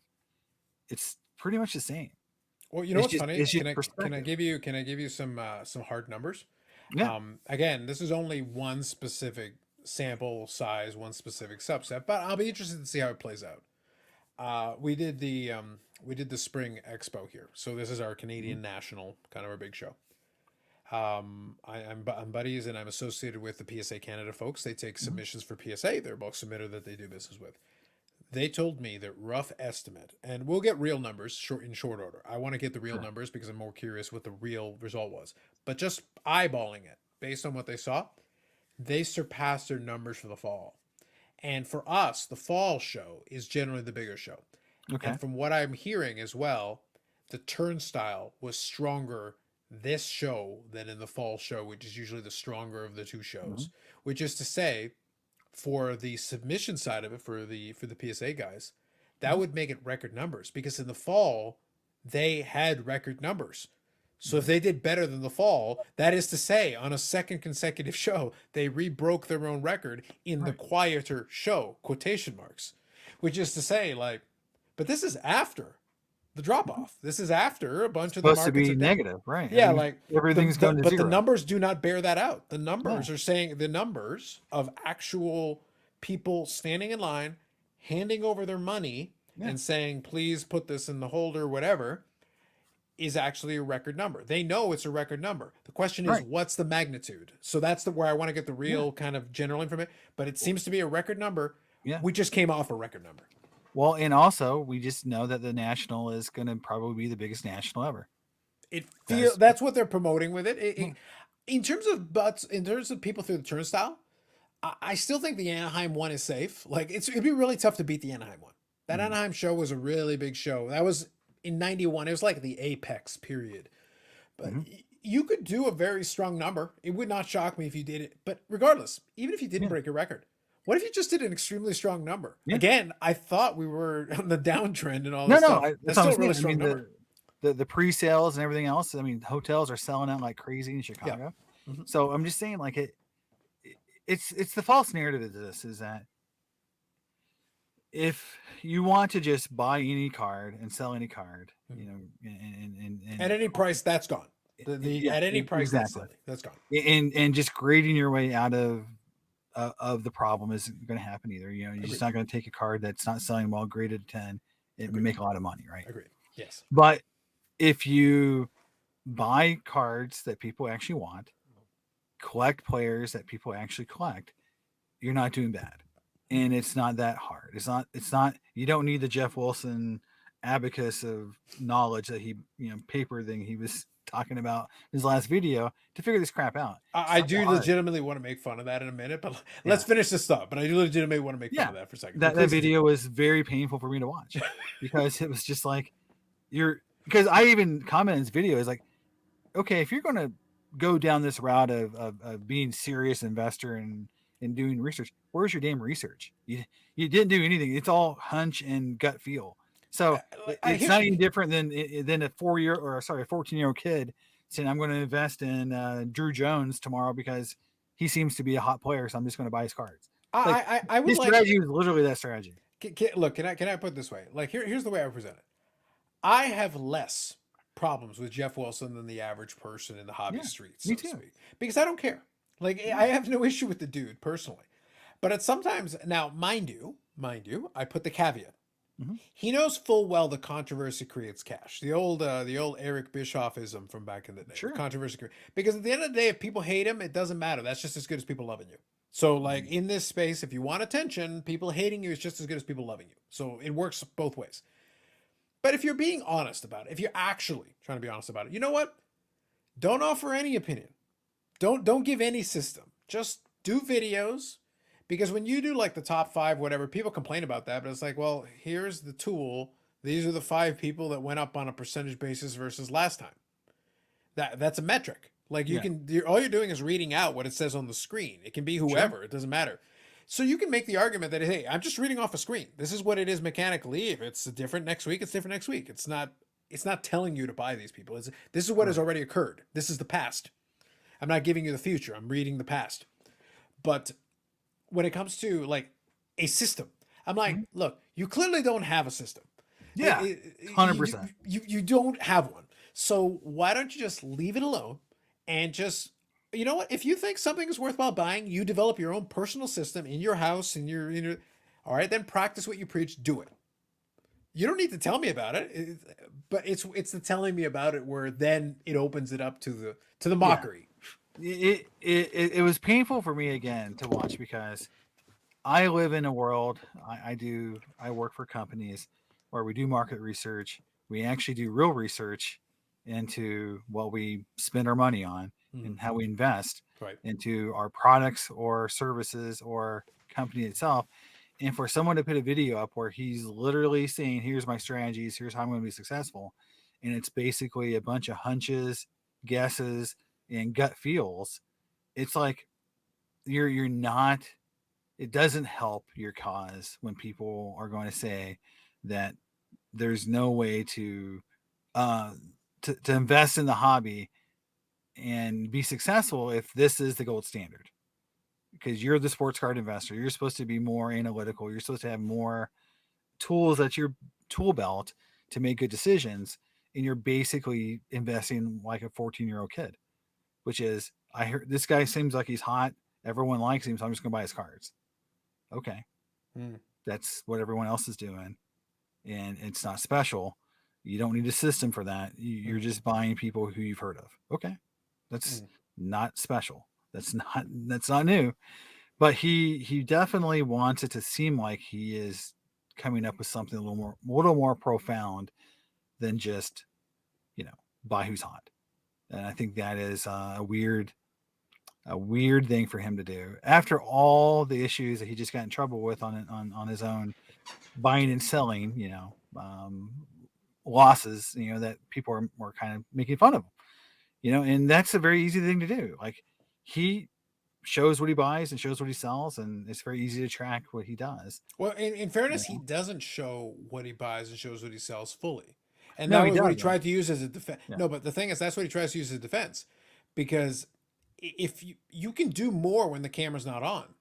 You can still buy and sell more when the camera's not on. And the people that were doing that audit and developing that spreadsheet was they took the information that was provided there based on the purchases and sales. Right. But one point that I've always made when it comes to content is that I'm presenting to you and he's presenting to you, and when you're doing videos, you're presenting to us a sliver of time. You're presenting to us a certain discussion point. I could go to a card show and do 50 transactions. I can make a card show vlog and I can show you 25 transactions, Mhm. and you're getting a Yeah. taste, a sense of what's going on. But I've left half the transactions out. Right. I'm only showing you a certain, but you are more than capable of telling me, oh, Carlos, you bought this card for this price, and this card for this price, and this card for this price. Yeah. Oh, and you sold this one for this price and sold this one for this price. It's like you're up 38%, you're down 86%, whatever the Right. case. But I'm only showing you a bit. Now I can always use that as a defense. That's basically what he did. He goes, "Oh, I'm not showing you everything." It was like, I actually believe that to be true. I don't think he's sitting there with the camera I on believe every it to be transaction. I believe it to be true, but it doesn't. If you're going to curate again the King Golden argument here, Mhm. the fact that you're a brilliant investor or business person, Yeah, and you're curating your own content, why wouldn't you show the yourself best, the, to do well? the best. Yeah, Yeah, and so to I me, agree. the fact I would argue the opposite, that he doesn't have better content to show that puts him in a better light, or else he would have shown it. That would be my I take. think that's fair. I think that is a fair. I think that's a fair counter. The only thing though is that my opinion would have been like, why are you presenting it either way? Mhm. Like it's actually not to your benefit. To Right. it's almost leaning into the oversharing. Like Well, the go ahead. problem with Jeff's content is this too. If I was just going to, if he could go back in time, Mhm. he should have done it as a business. Said, this is not Jeff Wilson making investments. This is Sports Card Investments Incorporated. And I am the CEO of that company. Teapot's my advisor, and this is my team, and we're investing as a team. Can I And short it? yeah, Can but I short it right now? yeah. But what I'm saying though is like by making it all about him, Yeah, yeah, it's personal, yeah. right? Like businesses are supposed to be entities that don't have a personality, and so when he put his personality, his personal brand on that channel, to where everything he does is himself, he cannot separate his PC Mhm. collecting from his investments. Right. So everything is mixed up on his channel. You don't know what's an investment, what's an actual purchase for his PC. He Mhm. tried to make that clear in the last video. I'm still going to buy PC cards, but these cards I'm talking about now are investments. So I'm Mhm. making a clear distinction between the two. But he's never done that in the past. So again, it's his own fault. Yeah. He could have been much more clear about, this is for an investment. This is for Sports Card Investments Incorporated. This is for Jeff Wilson, the personal collector. He didn't do any of that. So again, he's made his own mistakes along that way. He could have done it better. So I think that is where he's kind of going to have to try to, I don't know, pivot and try to make it more clear that this is an investment. This is me buying a car because I just like it. So it's been hard for him too, because I guarantee you, he thought, and this is, I think, the disingenuous side of it is, Mhm. I don't think he made any of those major purchases thinking the cards would go down Mhm. the way they did. When Yeah. he was buying the LeBron cards, when he was making those trades, I don't think he thought those cards would go down as much as they did, or he wouldn't have done it. Mhm. I mean, a rational human being would not have made those deals if he thought that that's the outcome that was going to be. So he was making those deals, even though you could say it was his PC. He did it because he thought those cards would have gone up in value. I agree. I think though, to add to that as well is that I think kind of similar to your point about King Golden and kind of his approach to negotiating. Um, Jeff Wilson, and I listened to, I assumed the video you're talking about that you watched, it was like his Mhm. 20-minute video where he actually truncated it. Yeah, he truncated. Yeah. Yeah, I watched the full version of the Jeff Wilson show. I watched the Okay. full version where he bounced things off of Teapot, where Yeah. like he went through the pieces and Teapot gave some feedback and he incorporated some of that feedback into his new system. His new system. This is his new Okay. system. So anyway, it was entertaining in its own way, I guess. Mhm. Again, I'm a consumer of content. I enjoy the content. In the corner there it says praise the content gods. I'm a big fan. I Yeah. appreciate it. So like, I'm not gonna knock the content. Feel free to share it. I believe there's such a thing as oversharing. Just Yeah. at a high level, I'll just say this: I believe there's a thing as oversharing, and I think it's a mistake for a lot of folks in this space that they go, look, it's nice to be transparent. It's the concept. The problem is transparency is a nebulous concept Somebody could say they're being transparent, but the problem is, unless I'm watching you 24 hours a day, I know every transaction you've done. You could go Correct. do 50 card show vlogs a year. Do one basically every week. And I could see all your purchases, all your sales, and all this stuff. I have no idea what you're doing in your ComC account. I have Right. no idea what you're doing in your. When have I seen a sports card investor video where he's gone into eBay and hit buy it now on stuff and like sold stuff Yeah. and like made auction sale? Well, That's not included. he did the one Ken Golden auction thing where he went and Yeah. bought some cards there, right? Yeah. And it's just like it's cursory, right? I mean, the most frustrating I've ever had with his content is when he had the free money from Whatnot. Oh, for one, yes. And Right. he virtually blew it on a bunch of modern crap and didn't spend a single dime that I can remember on anything vintage. He didn't do what I would assume that an investment person would do, which is, spread his money across multiple types of assets. He But kind of, literally went in all in on modern stuff. And yeah. it's like you're basically telling kids to take the highest, riskiest path forward in a lot of what he does. But And I think that's what he gets called out for.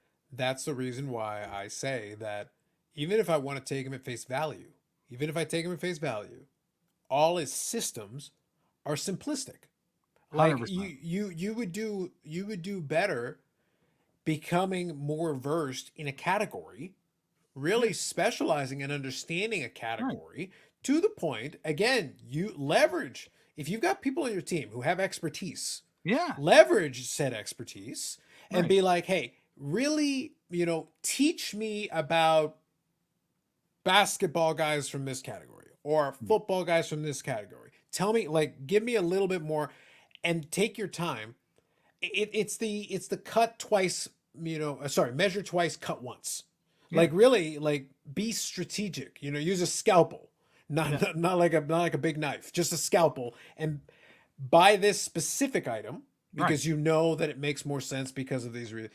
If you go to a card show and you're buying dozens of items, you're kind of trying to like throw money around and hoping that something sticks and something lands, as opposed to being like, I'm never going to go on a video and tell somebody, oh yeah, you should definitely buy because I don't know.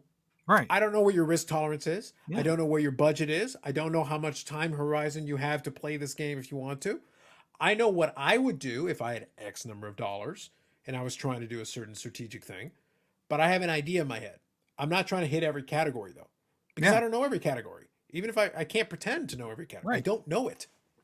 But there's certain proven strategies in the hobby to make money in certain categories. And Sports Card Radio brings up one of them, which is buying junk bonds, buying junk cards like But super low. Really super important. low price. Super low.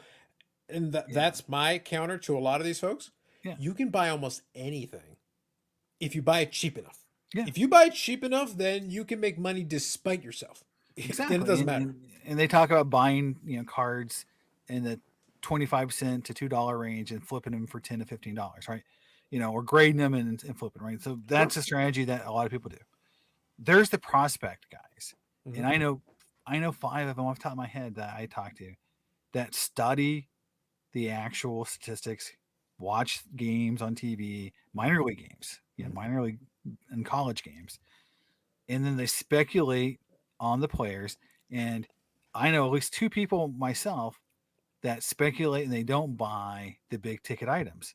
They buy the paper color, they buy the really cheap stuff of these guys. And then when they pop, they've got literally nothing in them. And then that stuff goes from being worth $2 to $30, $40, and they make a bigger margin on that paper item than that chrome refractor item that may go up 2x.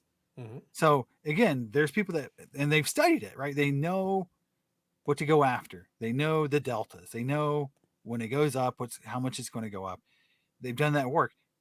If you think about it, someone like Jeff Wilson, like in aggregate, that had resources, its own market movers, your own pricing, algorithm, all that at your disposal, you could probably do better than some of these people if you put those resources in those ways.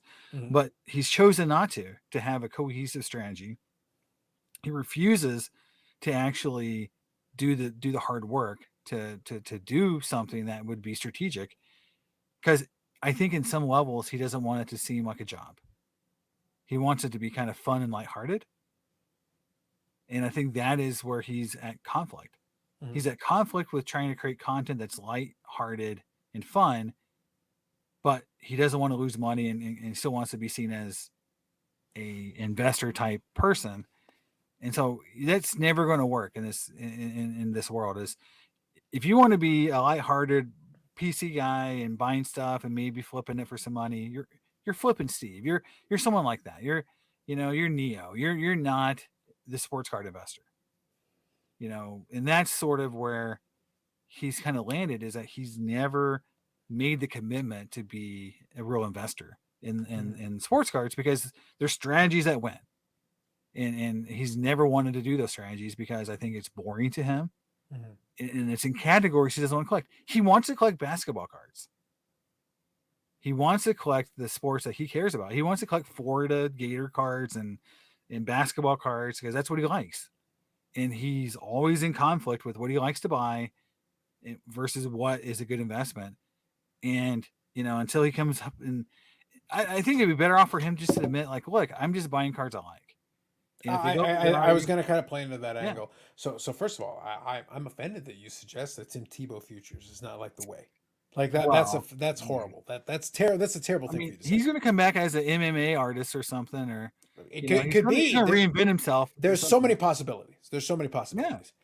But what I was going to say was, if he, if I look, if I was playing with the resources that he's playing with, again, allegedly, I have no idea how much money he has, and I don't care. That's not really sure. the point of this conversation.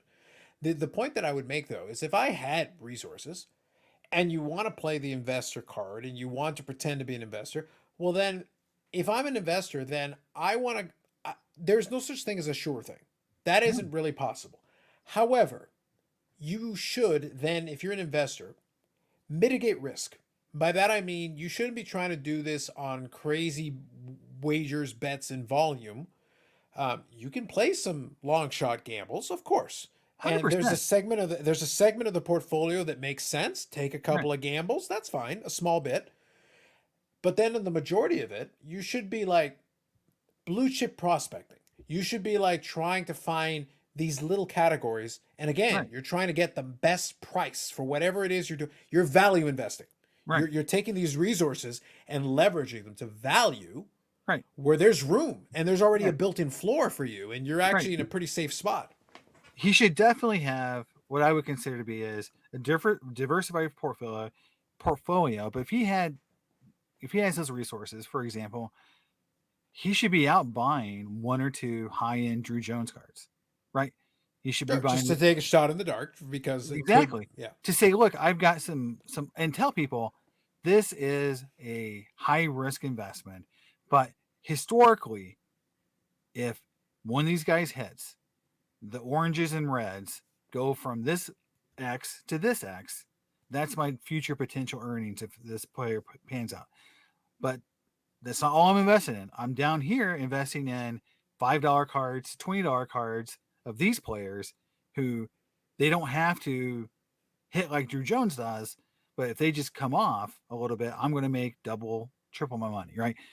I have, and then I've got some vintage investments over here that are going to be slow and steady, and I'm going to have this crazy diverse portfolio where I've got some chunk of money in the middle that's Hall of Fame vintage rookie cards, Bill Russell, whoever it is. They're going to continue to grow over time. I've got some wild card investments over here that's going to double. That's going to, if they hit, I'm going to make a ton of money. If they miss, I'm going to hopefully offset it by my small gains on the lower end stuff in the middle part of my portfolio that's just kind of chugging along.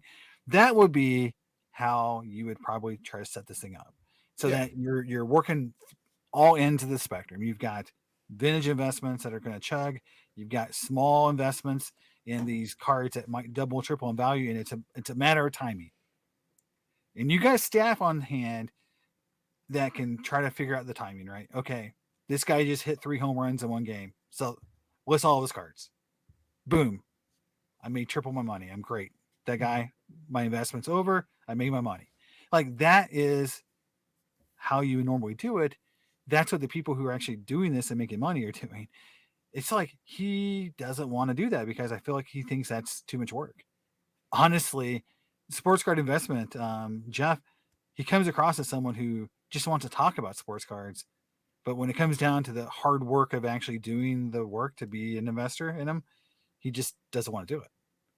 Well, You know? because look, if the goal is to be profitable over time, most of the people that I know that have been successful at it, it is a grind on relatively low margins Yeah, it's a grind. and volume. So Hmm. it's like because everyone loves the idea of the lottery ticket. Yeah, Everybody loves the idea of you pick the right person, the right time. You bought this yeah, for $100 or $50, and it goes to $2,000. Like amazing, incredible, yeah. sensational. But that's not the norm. That's But the outlier. Here and there, once in a blue yeah, moon, those will hit. right. Most of the time, they won't. But my point of view is on the big ticket items is this: so if you buy in, let's say you buy into 4 players, and if you do the math, there's this math that you can do, is where you can say only one of the 4 needs to hit, and if I can hit 1 out of 4, 1 out of 5 times, it'll pay for all my mistakes plus more. Right. And I know guys who invest in like red refractors that way. They know because that is the alpha and omega card of every prospect. All they have to hit is 1 or 2 times out of 4 or 5, and it covers all mistakes. And that is what I'm saying. Like that is an investment strategy. It's high risk. You may hit 0 and then you lose everything. Mm-hmm. But if you get lucky and hit once or twice, it covers a lot of sins. And that's what I'm saying. Is like there's a reason why when red refractor autos come up for auction, right when if you've ever had one, I've hit a few of them. The guys will come at you hard to try to get you to sell off eBay. You know, they want to get it at a certain price point because they are 100% have a spreadsheet telling them at some point in the future this card's going to be X if this player does, you know, what he's supposed to do. Mm-hmm. And I've got a price point. I'm trying to get it right now. And they do it for reds, golds, oranges. They have a mathematical equation that is in their mind on to how to buy that card because they're going to pay good money. You know, I hit an orange Wander Franco, you know, out of Bowman Chrome when it first hit, and I had 3 guys. You know, I posted it. I had 3 guys offer on it. They all offer very similarly on it, Mm-hmm. and you know, they got it. The guy bought it from me, got it graded, sold it, and made I think $10,000 on the card because he held it for what I think he held it for 18 months. Mm-hmm. So I was just saying, like, he had a strategy. That's a strategy. He went after a player knowing that he was going to have to hold it for a certain amount of time, get it graded, come back at 10. And once the timing was right, he was going to make that amount of money on it. Now, he may have done similar strategies to other players and lost, but on that one time he won, and how much did that cover other cards? So I'm just saying, like, there's guys out there playing that strategy too. So it can work a lot of different ways. Mm-hmm. But, you know, Jeff doesn't seem to have any strategy other than just, you know, buy whoever he thinks is hot. And you mentioned it's not just whoever, it's a specific card. Mm-hmm. What card are you going to go after? Because even in the refractor world, the black shimmer doesn't sell as much as the black. Mm-hmm. The red wave doesn't sell as much as the red. So you have to pick the right one too. It's not as simple as just buying a low number card anymore. Well, he didn't like the idea that that his big lesson was that he didn't go low enough number. I think that was pretty dumb. I think that was the one thing that also was, you know, where he said, well, you know, this card, even though it's higher numbered, has a lower pop count in a PSA 10, I should have bought it, but no one cares about it. And it's like, you haven't been around player collecting very long, if that's what you really think. Because the player collectors know what's rare. And I buy a lot of Griffey cards. And I've seen Griffey base cards outsell Griffey gold refractors before. Because they're hard to get. If it's super rare, will pop 101. Mhm. One of 10, the only 10 out there. It'll bring more than cards that you think should be higher than it. It's just because it's supply and demand. It's no big secret. There's only a couple of them out there, even though it's a higher numbered card. I mean, the 93 refractor supposed to have what, 221 cards, 211 cards, whatever it is. Well, I thought it was like in the 240s, but something like that. Okay, Yeah. 241, whatever it is. We know that's higher than that. Yeah. Yeah. That's not really rare, right? In modern day collecting, that's not a rare number. People love that card, supply and demand. And that's the part that he didn't say was if a card is super loved, it can be a higher number. It doesn't. That's not the number itself is not the driver. It's the popularity of the player and the card itself. So again, if you're into player collecting, you'll see a card numbered out of 400 outsell a card number 100. Mm-hmm. It happens all the time. Happens all the time. I can give you 20 Griffey examples in the last 2 months alone, where a card that was higher numbered outsold another card that was lower numbered because it's more popular. Well, just to put it at a high level, because I do want to talk about the vintage a little bit as well. Yeah. Just to put it at a high level, though, I think that speaks to a lack of sophistication. It's like there's lack of nuance. There's all these little twists and angles, and the thing is, they've got people there who could offer some of that additional, but it's got to be a desire. You have to legitimately want to learn these nuances and things, because there are people there that could give you a little bit. In this, the point that I made earlier when I gave my point, my suggestion, is that a little bit of knowledge goes a long way here. It's not like you don't need to be an expert in everything to be profitable potentially. If that's your desire. If that's your goal here is to be profitable. I've always said that collectors are not profitable because unfortunately we keep too much of the shit, even the stuff that does well. But if your goal is to be profitable, you can use some of that mentality to your favor. Right. Because there are opportunities there. There are things that will make sense. One of them is what you talked about there. But that requires a little bit of digging below the numbers and just saying, hey, why is this interesting?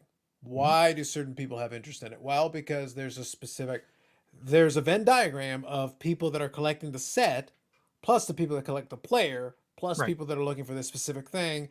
Actually, that makes this a lot more interesting, potentially, versus another thing that seems really similar, but one of these or two of these categories are not there.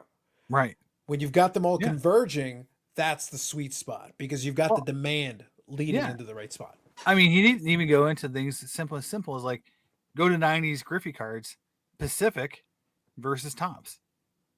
Same numbered, won't matter. A Tops Chrome card numbered to 100 versus a Pacific card numbered to 100. Doesn't matter what it is. The Tops card's going to outsell it. It's just people don't like Pacific cards. That's just how it goes. Yeah. You know, now, as a collector, you can still take advantage of that. You could see a Pacific card that you think is cool and pick it up at a great value relative to it. But that's two different audiences. Two different things. If you're investing in Griffey, you're staying away from the Pacific cards because they don't bring as much. They're not as in demand. They won't go up as much in the future. So you're going to collect the ones that people really like and hold on to them. And then at some point in the future, they're going to be worth more. But the other thing too, that, you know, if you think about it from what he's talking about is that he doesn't understand the difference between a good card and a popular card. Like popularity doesn't seem to really factor into any of his, that there's inherent traits that cards have that make them more popular than others. And he didn't mention that at all either. And I think that's another thing that's really interesting about him because, you know, you talk about vintage cards. We all know vintage cards. You can have 3 of the same card, all graded the same way. And if a card is well-centered, has bright borders, it's going to sell more than the other 2 cards, even though the same grade. And that's because there's attributes of that card that collectors like more. Just like with modern cards, if it's die cut, if it has certain attributes that make it more attractive, it's going to sell more regardless of the numbering. Right. So I think that's something that's lost on him too, is that there's other attributes that people look for. I mean, on-card autos, right? I mean, that's a huge one around. I agree with that. But I think that speaks again to a lack of nuance. It speaks to like you've been around the hobby, you're there, you're in those functions, but you're not taking advantage of all the intel at your disposal. That's kind of the way that I would present that. Yes. And we'll see. Obviously, this is a new strategy. He's released his new strategy, so we'll see. I'm sure somebody will be there with the spreadsheet Yeah. to Well, see I what the think new he's a purchases lot do. more aware that he's being watched to a level that he probably didn't realize. Yeah, yeah, they're being a lot more, a lot more detailed in the observation. Let's put it that way. 100%. So, so let me kind of lay into this conversation a little bit as well. We talked already about the trimming and some of the history and some of the Yeah. elements of it that play into it. You are a person who does collect vintage and vintage in some higher grades. Hmm. Now, let me start off with the softball question first, because it's really kind of an easy one, relatively speaking, to answer, but also it leads into a conversation. You know enough about this to know how this game is played. Does anything that has been discussed give you any hesitation in purchasing some of the high grade vintage that you've purchased in the past or have purchased not that long ago? Well, I mean, the first thing, I look for, and I don't always do it right, Mhm. but I want to know who I'm buying from. Sure. And You while need you're to know. talking, I'm going to show some examples. Just as you're Yeah. talking, I'll show some examples from your Instagram as well. Yeah. So knowing, who you're buying from is important. Um, just, making sure that, and then looking at the card itself, because you still have to do some level of due diligence. And when I'm buying cards like the Seaver, I'm thinking about maybe getting that regraded by PSA, right? Hmm. And so I'm looking for certain attributes. I'm looking on the back to see if there's damage on the corners. But that's the thing, is like, there is some due diligence no matter what you're buying that you have to kind of look at. Um, how much the card fills up the holder. I mean, that's a silly one, because sometimes cards are a little, cut differently. And that's one of the advantages that the trimmers take on, is that they know that there's some variation in how cards are cut. Yeah. There is some variance built into it. We know that. So in vintage, you have to take that into account. That's just a reality of it. Yes. One other thing, by the way, is like I think Jason, you're missing out on the opportunity. You got to send to Card Stuff's IG. I love how many bots we have for those. It's yeah, I get so annoyed because it's like 90% of my comments is a bot. Yeah. But yeah, when I look at my vintage cards, and I like the idea of, like, I'm not going to buy vintage anymore because someone out there is trimming cards. And I'm very aware that I probably have cards in my collection that's been trapped. Hmm. I have a pretty big collection, been doing it for a lot of years. So, but I also know this too, is that I know that some of the cards I have in my collection are okay, Hmm. and I enjoy the historical side of it, the actual aesthetics of vintage cards. That's another thing that I don't think people take into account enough, is that Sure. they're beautiful. They're pieces of art, in my opinion. And I know that's been said, but to me, okay, that Cy Young, and I'm like, that's just a cool card. Like, Hmm. that's something historical. It's, literally the best pitcher in the game is given his award named Hmm. after him. Like, that's very cool to have. Yep. And I think that's when you get into like vintage cards, that you have to, like, understand that there's a little bit more, there is more risk at the high end. Hmm. And as long as you're comfortable that the card you own is from, you've done as much work as possible to verify the card is okay. You're buying it from a reputable dealer. You're buying it from someone, you think that, you've looked at the card, you're very comfortable with how it looks in the holder. That's all you can really do. Right. And, you know, if you really make it about, 100% assurances, I think Dustin said this on his channel. I'm only looking at buying lower end vintage because it's safer. I'm not going to get ripped off as much. You know, I get that, but I also say this too, is that, um, you know, I have a certain aesthetic that I'm looking for Hmm. in my cars, Sure. and for some years a 3 is fine, Hmm. like the Cy Young. Some years the 7 or 8 is what I'm looking for, Hmm. or else the cards don't look attractive to me, Sure. and it's all about visual appeal. So I think that would make me not want to collect more than the card being a higher percentage chance of being altered. Hmm. If I'm buying, let's say, 50s Hall of Famers only in PSA 3 or 4, even though there's some really nice looking versions of those cards, that's not the grade I'm normally looking for from a aesthetic perspective. So Yeah, and that does make me, and I've said this in my own videos, a little bit of a grade snob. Hmm. And that is something that, as a collector, you sometimes have to be careful about, meaning that you tend to overpay when Hmm. you only look for certain grades, and you overlook the card condition in totality by looking at the grade, meaning that I've seen tons of cards that grade an 8 or 9 with print lines, print dots, miscuts, things about them that are visually unappealing, but they graded what they graded. Hmm. And I've seen the same card in a PSA 6 that was virtually perfect with a small, say back wrinkle or a small little thing on the front that made it a 6. So, which card would you rather have? Would you rather have the card with a giant print dot across the guy's face that's a PSA 8, or would you rather have a card that's a 6 that has a small, you know, um, it has one corner that's been, ding. It's like that is sort of like when you buy in vintage, and talk about what grade you're willing to accept. The old adage "buy the card, not the grade" does make sense to a certain level, Hmm. but let's all be honest. There's resell too, and when you go back to try to sell or trade your cards in, obviously certain conditions are easier to try and get your money back out of.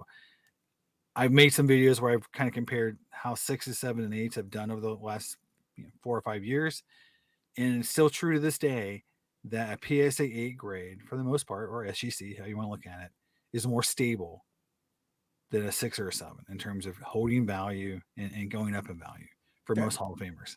Hmm. So that is part of my equation as well. Okay. No, fair enough. So let me kind of pose the question then this way, in that same vein. So you've got a certain, you've got the resale consideration, you've got the Mm-hmm. aesthetic consideration, you've got a couple of those elements that you play into the discussion with what you're trying to figure out when you decide what you're going to go, what direction you're going to go with. Um, Obviously, because as I said, the discussion with a lot of the trimming and alteration thing isn't new. The discussion with a lot of the graders and some of the questions and some of the elements to it is also not new. Mm-hmm. Does your strategy change at all? Is anything that's discussed here again, if we're recycling it, if it wasn't a factor for you before, is it a factor now? Well, you know, there was a one of the guys that showed up on. There was two people that showed up on the Blowout Forums list that really hurt me from Mm-hmm. just a personal perspective because I know Sure. I know the two dealers. It Mm-hmm. was Johnny Adams and the Scurvy brothers.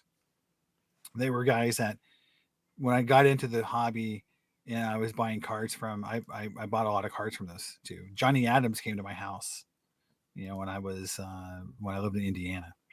Mm-hmm. So like, you know, to find out that they are people who've been connected to a lot of trimming is tough Mm-hmm. because I kind of those are people that I thought were people who didn't do those kind of things. So from that perspective, does it change? Yeah, I probably don't buy from those people anymore. Mm-hmm. So I do have to kind of watch out when I go to shows, and it's harder at bigger shows, honestly, because on eBay you can kind of get used to the IDs to stay away from. But when you go to big card shows and you go through someone's table and they have the exact card you want, then you look up and it's someone who's on that list, and they're the only one that has the card at the whole show.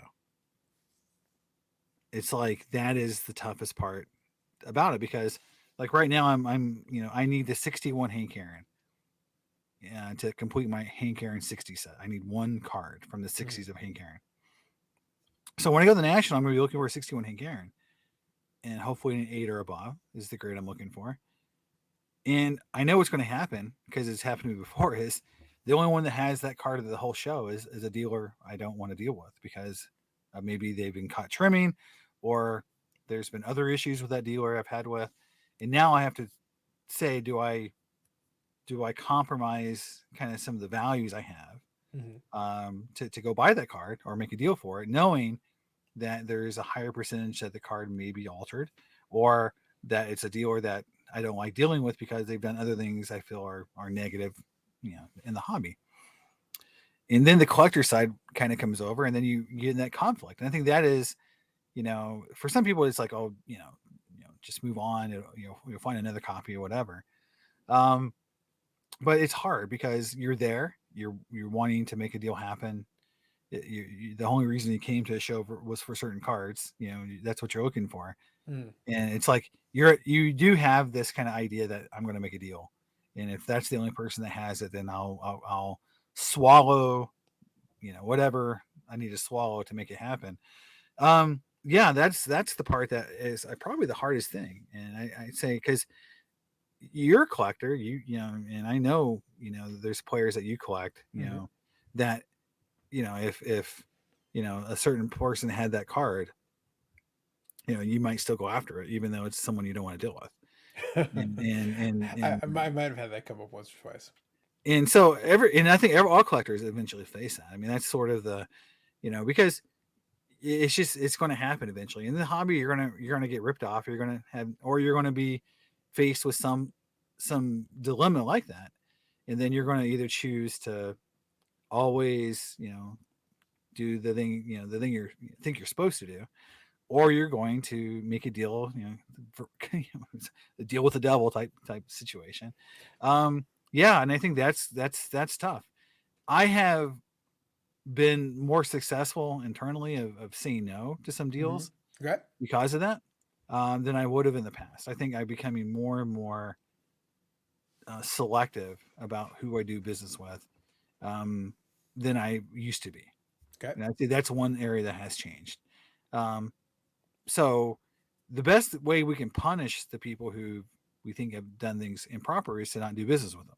Mm-hmm. So that is one tool we do still have, is choose with our wallet who do we support. Mm-hmm.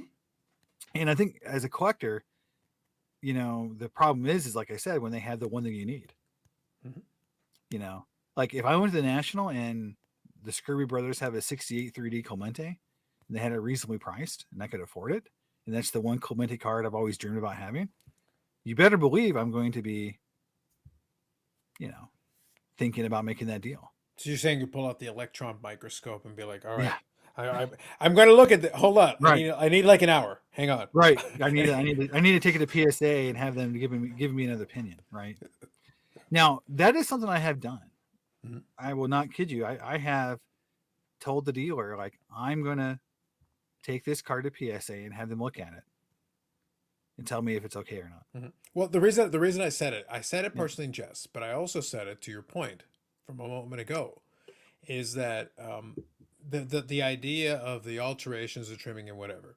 The thing that makes it difficult and kind of playing into the dilemma that you just described is that even the dealers who are guilty of doing things, of altering or trimming, if I go through their entire inventory and we literally went through every single card with a fine tooth comb and really Mhm. dug into it, even the ones who are the most notorious, there's a good chance that none of them will come up 100% bad. Right.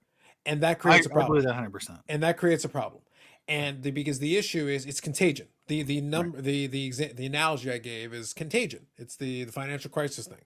The Yeah. bad assets that are in somebody's portfolio are bad assets. They're bad. But the issue was we didn't know what percentage of their portfolio comprised of bad Right. assets. So you couldn't evaluate properly who is in a stable position and who just has a couple of things they need to divest of, Yeah. and who is actually, oh no, the majority of your assets are like this and this is a problem and you're not going to get out from under it. Well, and I also want to say too that, for people who think all the cards that, let's say a known trimmer has are bad, is that not all cards can be trimmed or altered successfully. Yeah. So if a card's cut perfectly to size, you can't trim it. It just won't work because it'll be caught as min size or trimmed. So again, that means that card is probably in a holder somewhere. And if it got an 8 because it was just that nice, then that card, it's probably okay. So not every card has the ability to be altered. Mm-hmm. So that's something to think about too, is that dealers themselves, I mean, deal. So they have tons of inventory. And you're right that there's no way that every single card that they have has been, manipulated, because it's just they move through inventory so fast. Hmm. That because a lot of the inventory is not originating with them. Hmm. And in general, most dealers that have a business that's been going along for more than a few years, they have buyers. And so the way this normally happens is they will buy a collection, like a 57 top set, and they have a buyer who either is going to buy the entire collection or they're going to buy the big cards. Like they're looking for a 57 mantle, Hmm. but they only want an 8. So they buy the collection knowing that the mantle in the collection is oversized. And so they might trim that mantle down, send it in to get an 8, and sell it to that collector that they know wants it. And the rest of those cards get dismissed through normal means. To your point, a lot of them aren't worth trimming. They're Hmm. just cards. They get them graded, and they come back 8s, and they sell them. So they have this huge inventory of 57 tops, where maybe only 2 or 3 cards were trimmed. Hmm. The rest of them are just normal cards, right? So that is a more realistic scenario for what's happening versus every card's been trimmed, every card in their holders are fake because this guy trimmed one card. No, they are buying collections and they're looking for maybe opportunities to trim a card to sell it to a specific person. They know who wants it. And then that is a more likely scenario. Or they get it and they put it in auction. That's the other thing too, is the way people get rid of inventory, in my opinion, that's been altered a lot of times is just put in auction. Hmm. Because that kind of whitewashes the card once it's sold. It loses chain of custody, it loses who did the original grading. It's like it creates a fake history for that card where it's hard to pinpoint who actually graded it the first time. Because the thing that these dealers don't want to have happen is for the card to be traced back to them. They don't want to be on that list from Hmm. Blowout, right? They want to be like, well, I just bought the card. I didn't trim it. Right. I just happened to buy it. But if it's known that they're the one who actually submitted it, then that's where this thing kind of becomes a lot harder to dismiss from their Right. perspective. But yeah, there's a lot of things that are becoming more relevant in the vintage world. And I think this idea of provenance doesn't happen very often in sports cards. Who graded it originally and what hands it changed and all that Hmm. stuff. And the photo from the day it was graded the first time to now, Hmm. has the card changed? I mean, those things would be great. I think there's a lot of ways to improve the hobby. But yeah, there's a lot of things going on right now that I think could evolve. I Hmm. think, like I said, when I take a card to PSA and have them review it, you know, if the dealer flat out refuses and says there's no way in hell I'm going to let you do that, I immediately think it's suspect. Hmm. I've had dealers be like, "Sure, take it over there. I'm fine with it. If because I'm like, I'll give you a deposit on it. We'll Hmm. take it over there. They'll review it and they'll come back and and then we'll make the deal if it comes back clean. Hmm. That's going to happen more often. I think PSA probably needs to come up with that service. At shows. Oh, don't tempt them. They probably would. I'm sure they will They at would some do a point. But that review. Yeah. a review, yeah, to say like we reviewed it and we think the card's legit. I Hmm. mean, I think that would be a service that people would actually take advantage of at shows.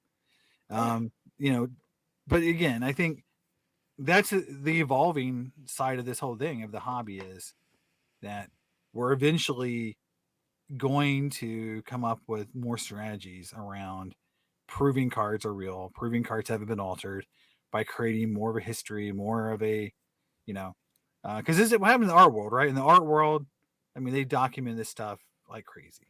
Hmm. And people think I'm talking crazy stuff, but think about how many sports cards today are worth $1 million. I remember when I first started in the hobby, one card being worth $1 million was, it was a Honus Wagner T206, and that was it. Hmm. Now you've got, I mean, how many cards do you think are worth $1 million today? I guarantee there's what, a couple hundred. You could There's a legitimately bunch. say, One of my favorite things about going to that video from 2019 yeah, was that I made reference to $1 million cards, And I didn't give a number, but the point that I was making was there are not that many. And Yeah. then obviously that was in 2019. That Yeah. was before COVID and before the boom. Like Right. my favorite part about it is like, Carlos from 2019, you didn't even know. A Yeah. couple of years from then, don't even worry. There's a million cards everywhere. I gave a number in that video. I did quick napkin math. I went to the PSA set registry at that time. I literally had it down on a pad, on a legal pad, and I jotted down the top like sports, and I Yeah. did a quick napkin math on how many cards PSA had graded from the registry. And I think I came out to like 21 million or just shy of 22 million at the time that I wrote it down on the piece of Yeah. paper. PSA did 11 million in 2022. So that's 2019. There was the rest of 2019, however many they did. 2020, obviously, COVID, then there was a shutdown. So they had to get caught up on the backlog, which by all accounts was 10 million plus Right. easily. And then once they got back up to speed, the last couple of months they've done a million cards a month for months and months and months. So they're projected right now to do upwards of 13 million this year. And they did 11 million last year, and Right. they did a 10 million plus backlog. By the way, all of this is after that video where I did napkin math where they were barely at 20 million at that time. Yeah. Yeah. No, it's a proliferation that is going to, obviously be something that to think about from an ecosystem perspective is how much graded cards can the market withstand. And I know there's been this idea of junk, junk slabs and all that, Mm-hmm. but I think it goes more than just junk slabs. It's the idea that you're creating value by grading. Mm-hmm. At some point, will there be a point when very few cards are going to be worth grading because the value doesn't, exist anymore? That's where I'd say, like, if the hobby gets to that point, that's a real danger sign, right? To when a majority of cards aren't worth grading. Mm-hmm. Right now, obviously, it is because we wouldn't be seeing these proliferation of grading if there wasn't something there to gain value. Mm-hmm. And I just got done. I've got 2 orders out that are on their way to me right now, and I'm getting ready to send 3 more off. I've already graded more cards this year than I have in my whole lifetime. Right. One thing I would make though, one point that I would make about that though, and this has always been to about the junk slab thing discussion. I'm sitting there like, there's no such thing though, and the reason I say that is that it's the same idea as the junk wax era, which is appropriate to the era, but the problem is that the idea that overprinting is somehow this big issue. It is and it isn't. And by what I mean by that is the fact that there's a billion 1991 Fleer baseball cards somehow has not prevented us from having $1 million cards today. Yeah. The fact that there are billions of 1991 Donruss cards Mm-hmm. did not. This already happened. I don't need to relitigate. It already occurred. There are already trillions of cards that already exist in this universe today. Mm-hmm. So we had that era. We had all that printing, and yet they still make cards today because no one from today that is buying this limited card from today that they want to pay this money for today cares about 1991 Fleer. They don't care about 1991 Donruss. So Mm-hmm. the 1991 Donruss is worthless. It has no bearing on 1993 Finest Refractor that still Right. holds some value today. That was in the same era. The Mm-hmm. 1993 Topps Finest was still in the junk wax era. We Sure. were still right in the midst of it. And yet, those still hold some value right now as we Mm-hmm. speak. You go get that King Griffey, you go get one in good grade, and tell me that somebody wouldn't give you good money for it. Right. And Right. it's junk wax. It's literally in that junk wax zone right there. Yeah. Well, I think it's the idea too is that, you know, we haven't got to the level of selectivity in this era yet to where everyone is kind of agreeing on what the cards are that are going to be, expensive or going to Sure. be collectible. Yeah. I view, like, I've always made fun of Mosaic. as a set because it's designed to be overprinted. It's Mhm. designed to be almost like a print on demand set. It's like if we need 1,000,000 cases of it, we'll print 1,000,000 cases because it's a mosaic. It's not a serious hobby, limited product. Mhm. And the issue is like in the future, will that be worth anything? It's going to hold any value? I don't know.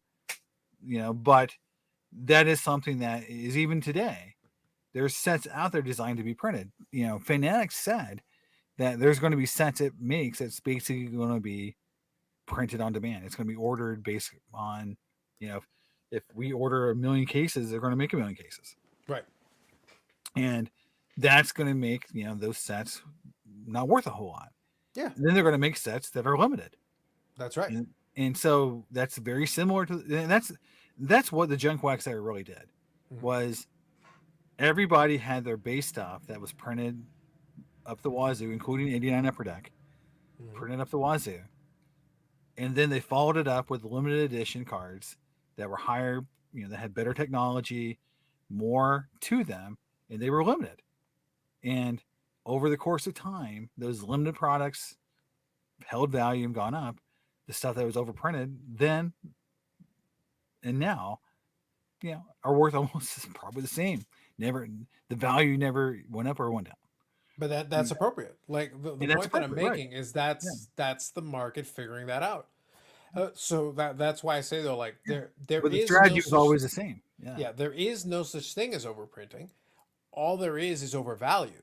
Right. There can be like comparative to the printing, this is too expensive. That means the market has not found the proper equilibrium. It's like, Yeah. oh, by the way, guys, there's plenty of this stuff. It shouldn't be worth that much. The Right. price needs to be lower, which is Well, correct. it goes back to the idea that collectors aren't selective sometimes. Hmm. That, to your point, if you're going to invest in opening wax, for example, then there's certain products you would always open and certain products you would never open. Hmm. But the truth of the matter is, everything gets opened, and everything gets bought to a certain level. So the fact that if something has no value in terms of like any perceived hobby value, people still open it. And it's interesting to me to see, like, will there be a point to when some certain products, you know, um, don't have enough value to keep people from opening them? We haven't seen that yet. Hmm. Because if you go back to 1991, 91 Fleer, which is considered one of the ugliest sets ever made, from the day it was made, was still open by the gazillion Hmm. by Well, collectors. Right? that's the reason why that's the reason why it's a favorite. I know some people Yeah. really get triggered by the yellow. No, Big time. I don't mind it that much. What I'm just saying though is like it had very little hobby cred back then. Yeah. I mean, 91 Donners is more ugly than 91 Fleer, in my opinion. I would look. I have traumatic experiences about 91 Donruss. Like Yeah. I opened way too much 91 Donruss, and now I have recurring nightmares. It's too Yeah. much. I mean, 90 Donners is butt ugly too, right? Hmm. Um, but if you look at it, it's like that's the issue, is that people still open those products by the millions, even though they were ugly. It had very little value even back then. It's just that's the nature of our hobby, is everything to some level is consumable, Hmm.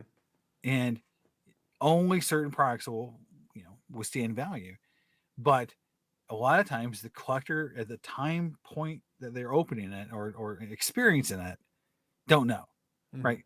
And there is this idea, I think, in the hobby sometimes that you open everything because you don't know, right? And collectors do that sometimes, right? We try to collect a little bit of everything, and hoping that maybe the one thing I collected in 5 years ago goes up in value. It's that wish casting that, yeah, I bought a bunch of mosaic in 2020 because it was the only thing that was on the market, and maybe it goes up in value, right? Even though we know it's probably overprinted. Hmm. But there is something there in the collector mentality to where if it's on the shelf, if it's available to open, we're going to do it. No, that's. And then, I think there's a valid element to that. Look, just for my amusement, one of my favorite things about the video this past Friday was, in addition to the topic being evergreen because it just got recycled. yeah, When I was talking about it, I was actually opening a blaster. So in the course of me having the conversation, I was opening packs, Right. and I was opening packs of 2017 Donruss football. Now, what's funny about it is I pulled a Mitchell Trubisky and I pulled a Deshaun Watson.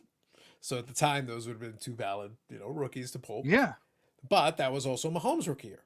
And Mhm. one of the guys who was going, like, he started watching the video. He goes, "I hope you pulled a Mahomes because that blaster was probably worth more than what you pulled." I go, "Whoa, that blaster was worth definitely more than what I pulled," because I think Steel City has the blaster for like $250. I would have gotten more Wow. money having the blaster. Well, it's funny because I have a video that I opened a one rack pack of 2017 Prism Right, like 2 years ago. I pulled a Mahomes out of it, right. and it was just like, I'm like, I should get the packs graded, because that would have been the smart thing to do, right? Hmm. Is to grade the packs, and then 2017 Prism packs with Mahomes rookies in them would be worth probably more money than what I would have got out of the pack. I just happened to pull the Mahomes, right? Yeah, But that's the thing is like, collectors will do things like that just to experience products or to gamble, have fun. And that's the thing is like the hobby definitely is, the idea of having fun is sorely undervalued. I agree. Yeah, but I just think it's fun though in retrospect. Like his point was valid, and Yeah. I told him, it's like, well, I'll let 2019 Carlos know, because this was a 2017 product that opened in 2019. So a couple of years had gone by. Mahomes hadn't gotten to where he was going to be yet. Yeah. It hadn't happened yet. And I didn't pay much more than retail for that blaster. I basically paid retail for it in 2019. Yeah. This is from a 2017 product. And I go, well, I'm looking forward to it. I joke with him. I said, I hope that Josh Allen and Lamar Jackson become Hall of Famers, Yeah. because then I look forward to, I think it would be wonderful if YouTube is still around. Then I want to go into my archive because it's there, and I'll go pull when I open a box of 2018 Prism football. Because in 2018 I was opening a couple of boxes here and there. I didn't go crazy opening box, but I opened a few, Yeah. including a 2018 Prism box, which would have been, you could have pulled Lamar Jackson, you could have pulled Sure. you could have pulled Lamar Jackson or Josh Allen. At the Mhm. time, Sam Darnold was one of the ones who wanted to pull. Baker Mayfield was one that you Yeah. would chase. There was a lot of rookies in that rookie class that you were chasing. And the production run on 2018 Prism is actually a little bit lower than a couple of the other ones around it. Mhm. But the box itself is worth many multiples of anything I ever got out of that box. Although, to be fair, There- I made money on that box. I did sell the items in it, and I did pull a Josh Allen rookie in that box. Well, I think that was a year too, because I think in 2017 all of the rookies in Prism Or had prisms. the Yeah, Prism. they were all silvers. Whereas in 2018, if you did pull a silver, it was much rarer. Correct. That's right. So for whatever reason, the print run is a little bit lower in 2018. In the long run, if that comes to pass and those quarterbacks become Hall of Fame caliber, Yeah. then that unopened wax, the value Yeah. on that is already very strong. But if down the road they become like, at least Hall of Famers, if nothing else, win a couple of Super Bowls or something down the road as a class, doesn't have to Yeah. be individually. Then that box takes on a lot more value. But then I can play back and make people cringe. It'll be wonderful. I opened No. it. I just opened it. Yeah. Yeah. That's. I mean, I tell you what. I don't. It's not my video, but it's my box. So I opened up a box of 2012 Flawless basketball, the first year Okay. Flawless, and it was from the Indy Card Exchange, and that was my hometown LCS until I moved to New York. And in that box, I opened because it's open online because I wasn't there. They opened up, and video taped it back in 2012 Right. and posted it on YouTube. It's on YouTube. And I hit a Kobe Bryant patch auto, numbered 1 out of 10. Okay. And I also hit who's one of the big rookies in that? Not Kyrie, but the other guy. 2012. I don't know basketball too well, but Yeah, it's the guy who plays for the Lakers now. The Anthony Davis. Anthony Davis. So I Okay. hit an Anthony Davis auto. I hit the Kobe Bryant patch auto, Okay. and I hit a couple more. I get David Robinson and Harrison Barnes, like huge patch. So and I immediately sell the Kobe. Mm-hmm. Like, and I think those boxes cost, I want to say $2,000, $1,600 back then in those days Okay. for that product. Immediately sell the Kobe for $5,000. Mm-hmm. Like within minutes of opening that box, that guy messaged me. He's like, "Hey, I got a guy. He wants to buy that." But what like, but if I look at it today, like, what's that box? Even if I kept the cards, Mm-hmm. what are those cards worth today? Yeah. No, for And sure. or they just having that box. Like, I wonder what that box of Flawless cost today. Mm-hmm. And I'm just like, well, like that. That's the only time I ever hit anything like that, big time. Where I felt like, where you get literally the best hit in the product. Mm-hmm. Like the Kobe. I mean, I'm sure there's one-on-ones. I mean, if you're going to open that product, you want to hit the Kobe Bryant patch auto. I mean, that's Mm-hmm. the one thing you want to hit, right? So it was just like, yeah, like, I wish I still have it. I wish I wouldn't have sold it. I wish I'd have kept it. But when someone makes you a big offer right off the bat, it's hard to say no. Yeah, I don't regret it. I don't regret opening the box because at the time it was fun for me. Now, and to be fair, the money would be nice, but it's not like it would be life changing. That's why I kind of just Mm-hmm. chuckle about it. I go, like it'd be nice because I think at one point now it'll. I think again, if the players continue to play well, I think it'll come back up to that. It might be higher than that or around there. I think it was like 2,800 US, like at one point for the unopened box of the Prism, and I was like, Wow. that's way more than I paid like 260 Canadian. Right. And when I first bought it, I was kind of thinking, I should probably just move it. And I think I put it on eBay for like 300 and change US if somebody wanted to take it from me. And they had days to buy it. But then when nobody went, screw it, I'll just open it. Um, So, really funny. I opened a box of 98 Bowman's Best recently, and I hit the Griffey refractor, oh the yeah, base yeah, you put that refractor. on the Instagram, right? Yeah, Yeah, yeah, and yeah. which is crazy, right? Like, Hmm. because I'm a huge Griffey. I actually didn't even have that card. It's Yeah. one of the few refractors. But just the other night, I opened a box of 96 Bowman's Best, Mm. and you're supposed to get 3 hits. So all you're guaranteed in a box of Bowman's Best 96 is a Mano reprint, 2 refractors, Hmm. and a Bowman's Best cut. So four cards. And in that one box, I had the Yeah, the Atomic Vladdy Senior. Refractor of Vlad Guerrero, which Yep. I posted. A card that I think you might like. I think it's the True Fish Tin Salmon the Best cut proper the atomic. proper fish last name guy from the So Angels. 2 atomic refractors in one box, Yep. which is insane. Hmm. Plus, I hit the Mantle refractor, which is 1 in 96 backs. That's nice. And it's I hit the 52 Bowman one. That's nice. I hit 4 1 in 96 inserts, Hmm. including this Frank Thomas mirror image refractor. Oh, I like that. So, Nice. so it's just like, when you open products like that, I think I paid $110 for that box, Oh, that's good. and yeah, I'm sure I made money on the box, but it's the fact that I opened a box, got 9 hits, Hmm. 2 atomic refractors, and a Frank Thomas refractor. Like, that is worth more entertainment and fun, and and to me, like, that is what I think about the '90s boxes when I open them, Hmm. is that even though that's supposedly the junk wax era and whatever you want to say, Hmm. there's so much fun in those products.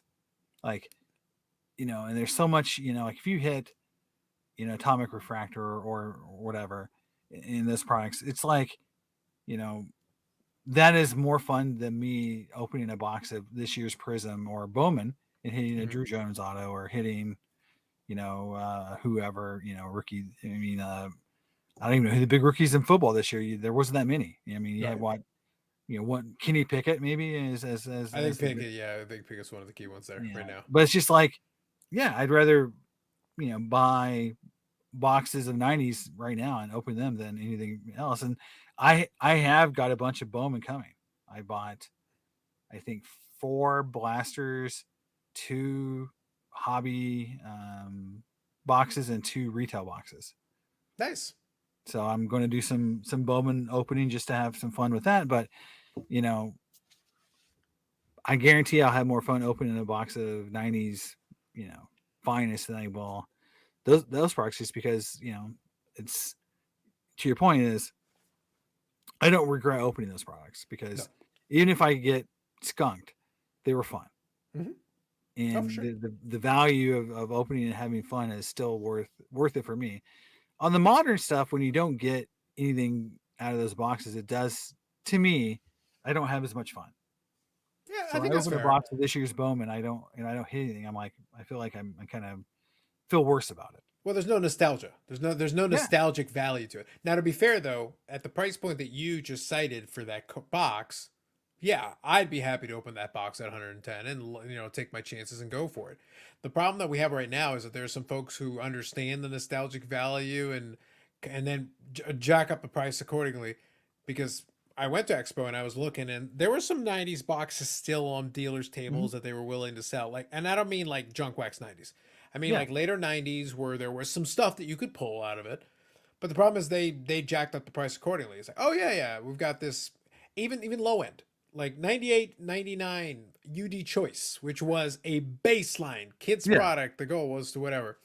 Oh well, you could pull you could pull a Like a gold StarQuest script. Gold, and I'm Yeah. like, there's almost a 0% chance of pulling a StarQuest Gold. Almost a Right. zero, like there one per case is generous, Right. and they had it on there, $350. I'm like, no chance, Jesus. 0%, no. Like you're not going to you're not going to pull it, That's and funny. the likelihood is like you're gonna pull $30 worth of stuff out of that box almost every time. Yeah. And then Yeah. I'm like, you've got no chance. Um, Even the Prime Choice Reserve would still be good, but again, it's not one per box. Your odds are very against you.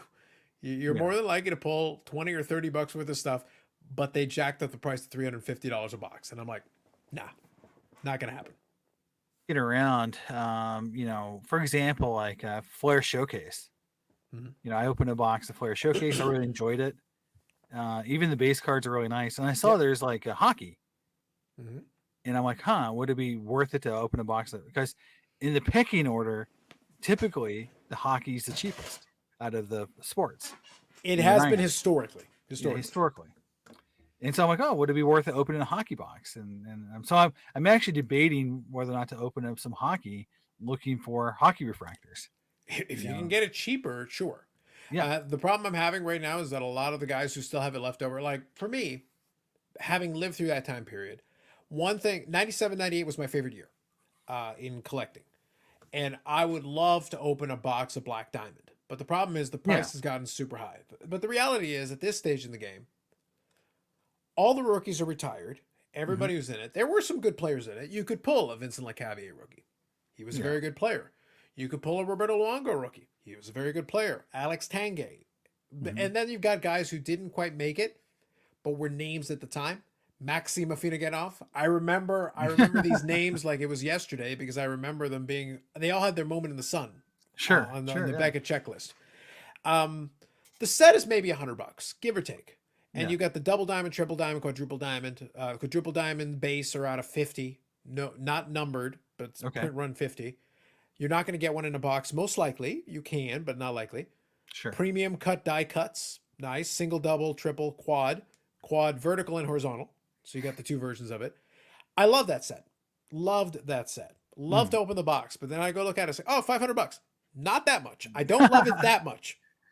There Well, is nothing that I can pull that will make me feel good okay, at the end of this. all right, but let me just ask you this question then: 2023 Bowman Jumbo is $600 a box, I sold out. understand, but I choose neither, Jason. The answer is I choose neither. For $500, I need to feel like I got a shot Okay, because the current okay, version of it, because today the most recent boxes that I opened were an AW box because I was able to get that relatively cheap. I just bought okay, that for fun.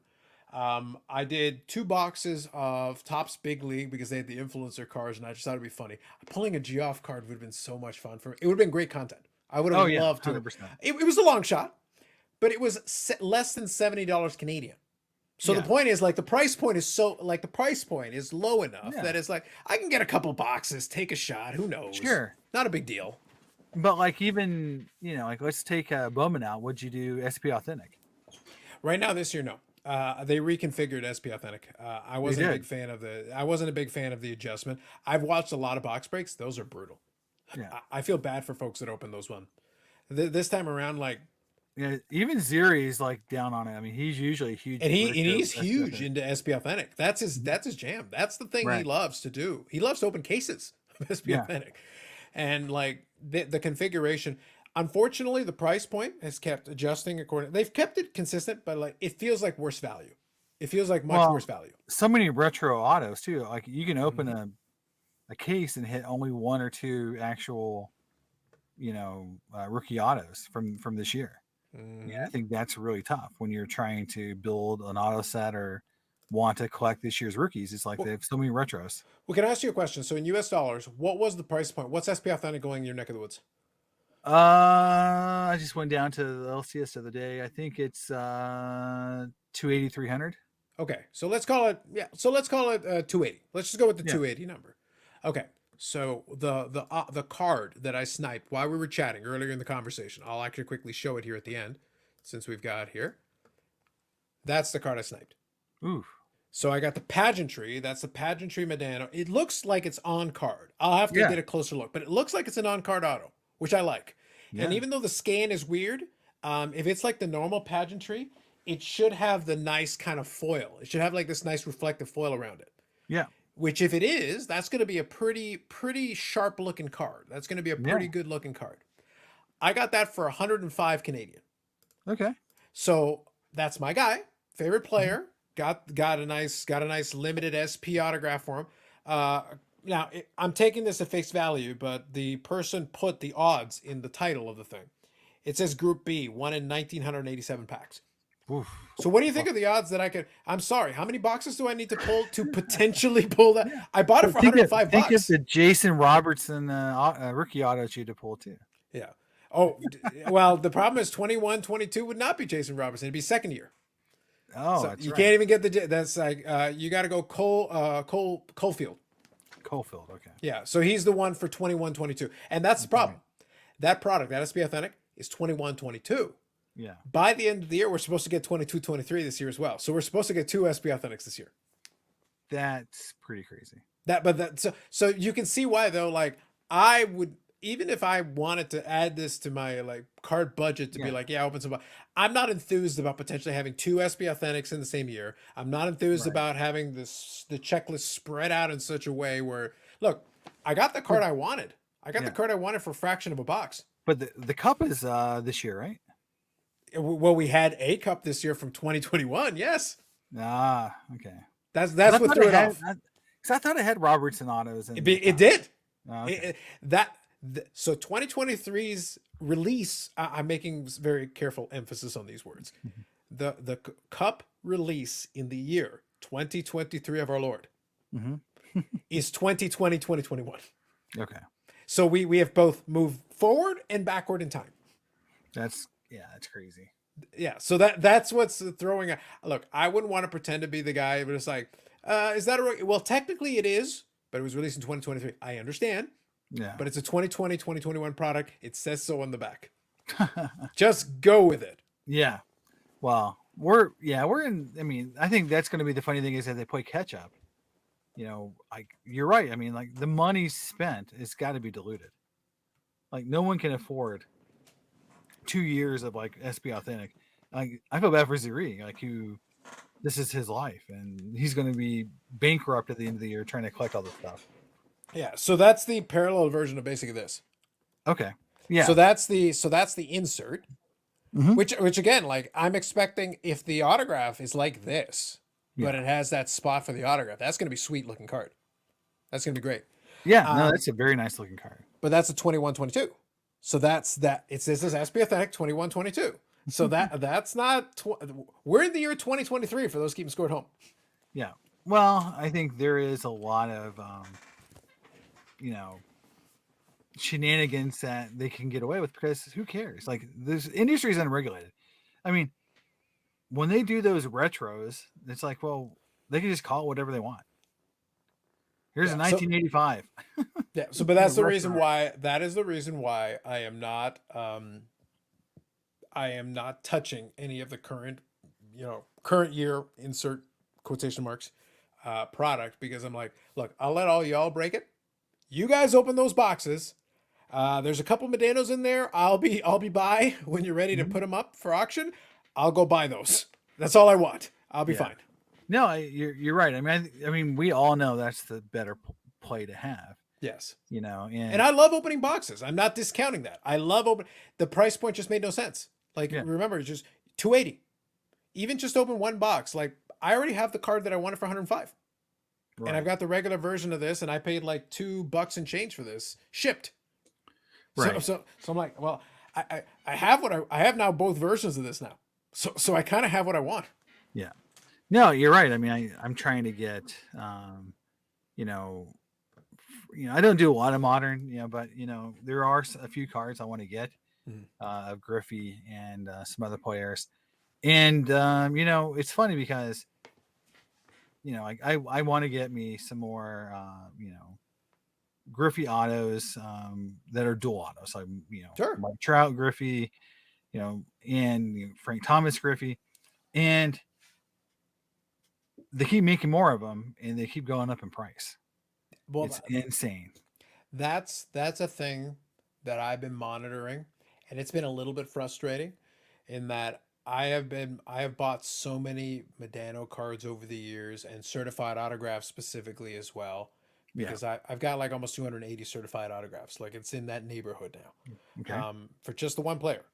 And I'm sitting there like I got used to buying Medano autographs for like 20, 30, $40 Right. all day long. That one was 105. It is a little bit more short printed. I get it. Looks nice. Like it Mhm. potentially could be a nice looking card. But they've been short printing them so hard on the more recent issues where it's like, oh yeah, this card's $200. Why? Yeah. Like Yeah. why? Oh, it's an on card autograph. I have on card. How do you want me to go to my desk? I will show you on card. I got them up the wazoo. I got plenty, Yeah. and I paid like $40 for those. So what's Yeah. happening? Well, I mean, I've always said this, with modern cards is that the hits have to mirror the box price. Mm-hmm. So when the box price on Flawless goes from $1,200 to $2,400 to $6,000, Mm-hmm. so the card that was a $40 auto is now $200. Right. The card that was a $500 auto is now $2,500 to try to keep up with that price point. But in reality, it's the same card Right. and same print run, and it doesn't make a lot of sense. But that's what has to happen to make the box prices have any hope of actually delivering. Mm-hmm. Is for proliferation, I agree. and I think it doesn't make sense for me sometimes to to buy products, or to buy, even buy the singles when the card itself isn't any different than the card was 2 or 3 years ago, and I could just buy that card a lot cheaper. And Yeah. so, yeah, but if you're a completist, I think that's one thing I love about modern cards is that I don't have to collect them all. Mm-hmm. I'm not a modern card completist, so I just buy the ones I like. Mm-hmm. Um, it's kind of like I was kind of laughing about the whole Prism Monopoly. Is that Mm-hmm. what I love about that set is I don't have to collect it. Yeah. There is no rational reason for me to even care about it. And so for me, it's funny because I don't need to do anything with those cards. Yeah. But if there was a Prism Monopoly with baseball with Griffey in it, would I care? Maybe a little bit, but I can let those cards go. Mm-hmm. I love dynasty cards, and Griffey dynasty cards sell for a lot of money. I don't have Mm-hmm. one. I Right. would like to have one, but I'm not going to pay $2,000 for on card Griffey auto Mm-hmm. when they can go for $400 to $500 most everywhere else. Yep. Even if it is a nicer looking card, I don't value it, at 5x, 6x of what a normal Griffey on card auto sells for. To your point, it's like, the good thing is I don't have to have it all. Yeah. But when the 90s, if it's a 90s Griffey refractor, I feel like I need to have them all. So Mm-hmm. at some level, I want to own all those cards. So it just, it's just how you've defined your own collection is what you're willing to spend on and what you're not. I think that though is the key piece is that card I went after it because I looked at the base version that I just showed you, Mm-hmm. and I thought, okay, if the autograph version has that element to it, Yeah. I think it's a cool looking card. I Yeah. think it's very snazzy. So I like, yeah, okay. and there's not like 12 parallels of it. There's not like all this weird, I'm like, as far as I know, it's the insert and the autograph version. I'm Yeah. like, okay, well, that's not obscene. That's within the realm of plausibility. Yeah. I'll play, and it was open auction, so it's like, all right, let me give it a shot. Let's see what happens. I'll make a decent bid on it, and I won. So I was like, okay, that's awesome, great. I'll get it in hand. I'm happy to have it. But then the next one down the pipeline will come. They'll try to really short print it and like, oh, $500. No, thank you. I'll pass on that. Good day. Exactly. Good day, sir. Exactly. I don't need it. I don't need them all, but I will pick and choose, and I'll find windows of opportunity there where I think it makes sense. I'll have my fun with it, no doubt. Yeah. All right, so let's wind her down on that because I think that is the proper mindset of collecting, and 100%. I'd agree with that. A pleasure chatting with you as always, Jason. Yeah. Definitely, we covered a lot of ground. We had a lot of fun. A little fun with our good friend 100%. Goldin. And there'll always be another thing down the road. It's fun to give it a little context, though, a little background, and get another angle on. Also, given that you are somebody who does collect the higher graded vintage cards, it is nice to get that perspective because it is a certain. In this case, it's not going to necessarily affect what you're doing, but at the same time, it is a consideration you always have when It's you're a out good shopping. Yeah. Yeah. In the end, if I'd say this is that if you're going to get in this space of just like anything else, you got to know what you're doing a little bit. It's not just buy whatever you see on eBay or at a show. You need to look at things a little bit closer, pay attention to who you're buying from. And, that's the only advice I can really give because again, if you can, detect trimming inside the holder, you're better than 99.9% of most people because it's hard to detect. Once it's in the holder, it's very difficult to figure out what was done unless you have a photo match or something else to go off of. Absolutely. Sounds good. So it is Cards and Comics. I'll leave a link to all those Cards and connections Comics. in the description so you guys can check it out. Jason is making videos, even from vacation. I did. I made one from Chile. It was great. It's pretty good stuff. Bad audio, but it was okay. That worked out. I'll include that information in there. Otherwise, thank you everybody for hanging out. I appreciate it. I'm going to bring some other folks back for these conversations. I'll have Jason back again because it is fun chatting with him about a lot of these different topics, and we can go forward and backwards in time. So it's always enjoyable from that perspective. Awesome. I'll like if you like the video, subscribe to the channel, do all that good YouTube stuff. We always enjoy that. And the like button. We like the like button. That's a big one. So otherwise, we'll catch you all in the next one. All right. See ya. Thank you.